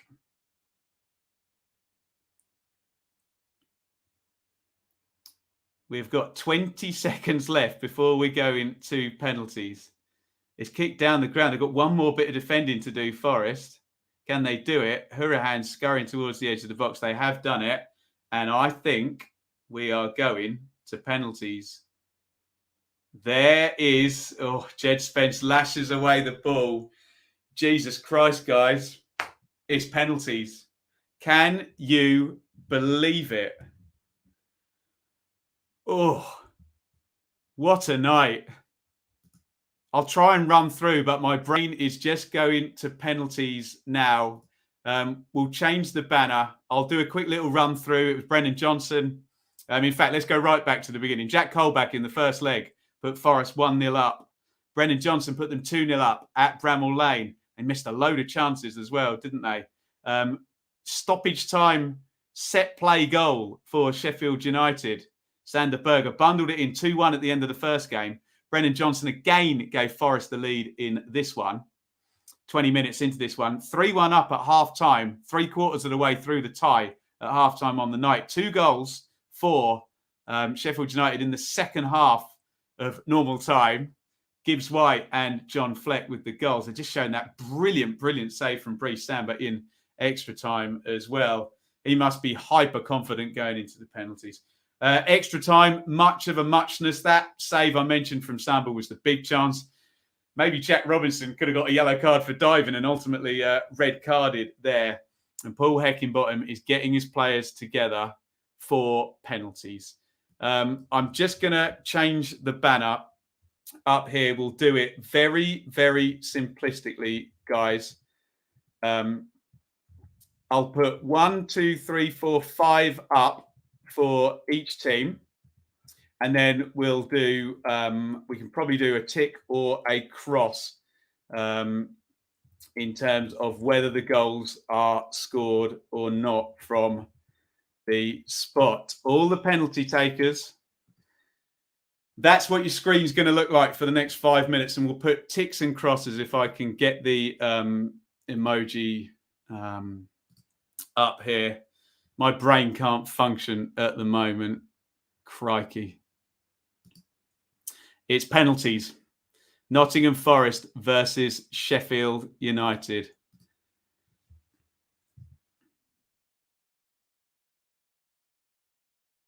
Fourth against fifth in the Championship playoff semi-final. Where's Fotheringham?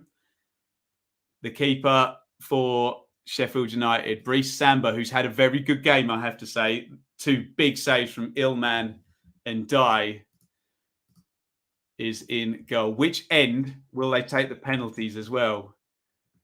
If they go towards the Trent end, that would favour Forest, you would think, if these little things make any difference. If they go towards the Bridgeford stand, that would favour Sheffield United. It's half and half down that end of the ground.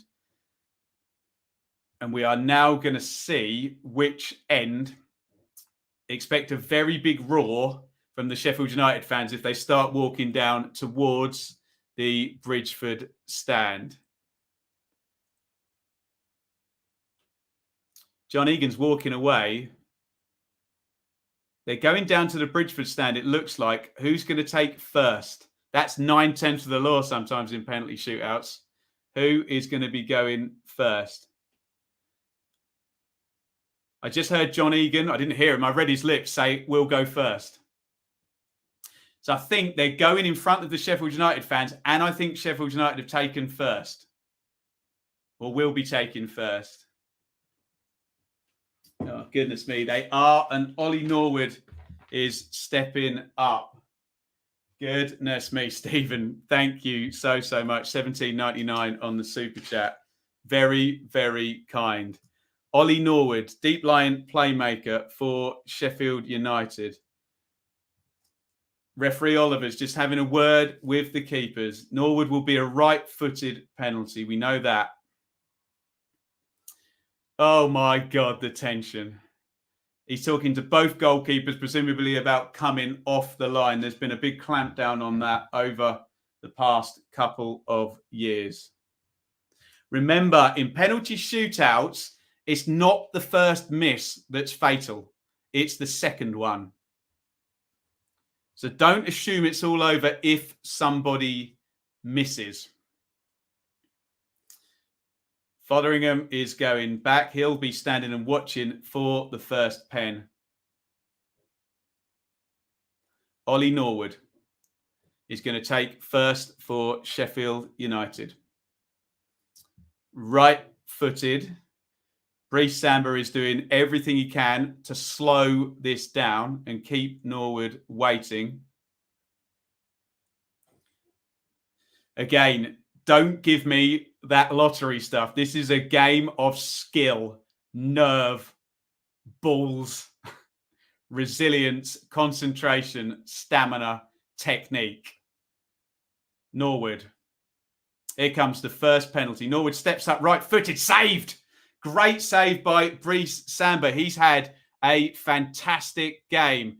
And as I said, the first miss is not fatal. It's the second one. But we have the first miss. And it's a great save by Brice Samba, who has been very, very good in this game. Norwood misses the first penalty. Brennan Johnson, who I believe is Forest's first choice taker. Camera goes on David Johnson. Oh, the nerves. Brennan Johnson, right-footed, scores. And it's advantage Nottingham Forest straight away. They've got themselves ahead on round one of the kicks. Norwood has his penalty saved by Samba. And Brennan Johnson, who scored in both games, also scores from the spot. Conor Hourihane is up next for Sheffield United. They don't want to be the next one to miss Sheffield United here. Hourihane, left foot, just a short run up this. Looks like a three-stepper. Hands on hips. Hourihane, left-footed. He saved it again. Oh, it's a dreadful penalty by Hourihane. And now it is massively advantage Nottingham Forest. Sheffield United have not scored their first two penalties. We're pretty much at match point. Terrible penalty. Samba barely moves, holds his arm out, palms it up, and it hits the crossbar. And we are so heavily now in Nottingham Forest favour. It's not even funny. They've missed the first two. I think we're almost in sudden death on the next kicks. Cafu, who came on as a late substitute, when he did come on, we said he's probably going to take a penalty here. And that is the case. If he scores, the pressure is so heavily on the next Sheffield United kicker. They need a save here, Sheffield United, from Fotheringham. Huge chance now. Cafu steps back 3 times. Hands on hips. Big exhalation of breath. Here comes Cafu. Scores. Fotheringham gets a hand to it, but it bounces in the other side. And if I'm doing my maths correctly now, a Sheffield United miss now would mean Forest would be at Wembley if they score the next penalty after that. Odds massively against Sheffield United, whatever happens now. They desperately, desperately need to score this one. Apologies. Super chats coming through. I'm missing them. Jim, thank you so much. Who is coming up? Samba is delaying again. It's Sander Berger. Samba moving about on the line. He's got to score. Berger does score. It's 2-1. And things would get interesting if we have a miss now from Nottingham Forest. If Forest score, then we are sudden death. Sheffield United have to score and Forest could win with their next penalty. Who is it going to be? Steve Cook. Wily old centre-half. Bit of a legend at Bournemouth. Cook arrived, not needed by Scott Parker and Bournemouth this season. I've been calling him reliable all match. Can he take this to match point here? Steve Cook, hands on hips, right-footed, scores. It is match point. Nottingham Forest are literally at Wembley Park Tube Station now. They're outside the ground, and the next Sheffield United kicker has to score. Else it's going to be a 3-1 penalty win.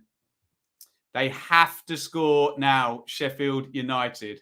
Forest are that close to Wembley. It's sudden death. And if we get a miss on this next kick, Forest have qualified for the final and will face Huddersfield at Wembley. Ilman Ndiaye, who's had a bit of a running battle with Brice Samba tonight, that Brice Samba has come out on top of. 2 big saves from Samba against Ndiaye. Can he make it a third save? Samba again, all the tricks. He's delayed on all the penalties, but he saved 2 of them. Ilman and Dye looks a bit nervous. Here he comes, quite a straight run up. And Dye has to score, does score. It is 3-2, but the next taker for Nottingham Forest, should they score, will send them to Wembley.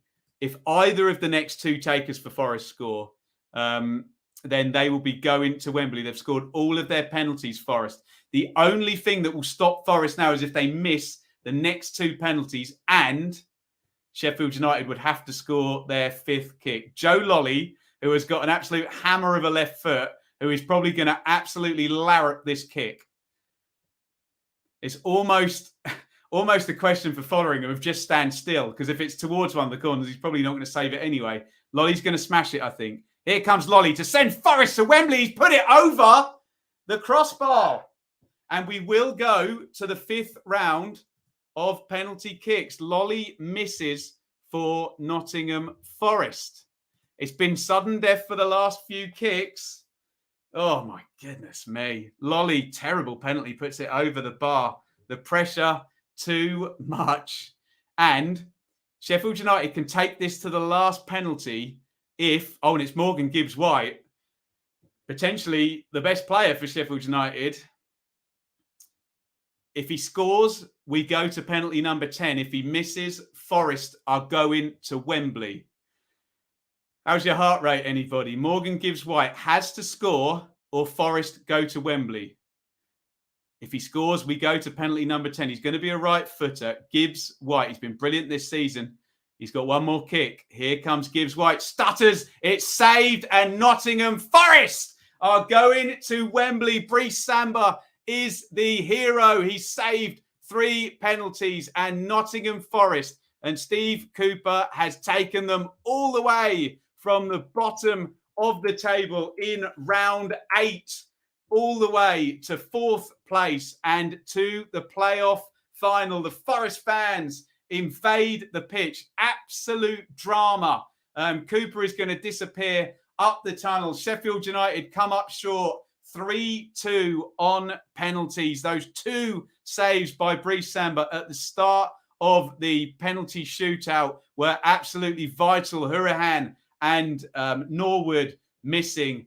And we've got fans on the pitch again. We had it last night. The Huddersfield fans on. And it's going to be Forest are going to Wembley. It was 3-3 on aggregate and Forest win through 3-2 on penalties. Brennan Johnson, Cafu.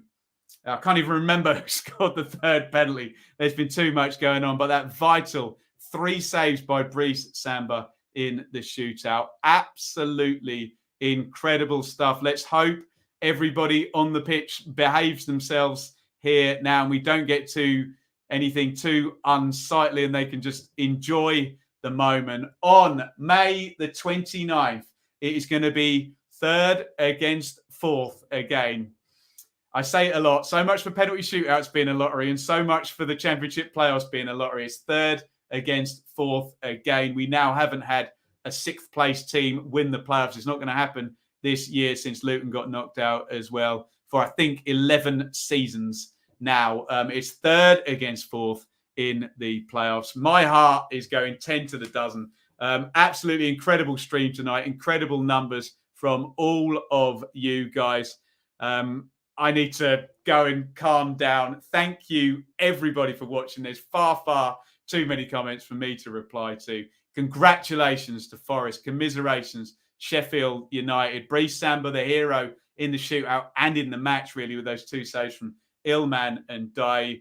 And it's Huddersfield versus Forest in the final. Thank you, everybody, for watching. I am pouring with sweat. My heart's going 10 to the dozen. I'm going to go and have a cold shower and explain to my missus what just happened.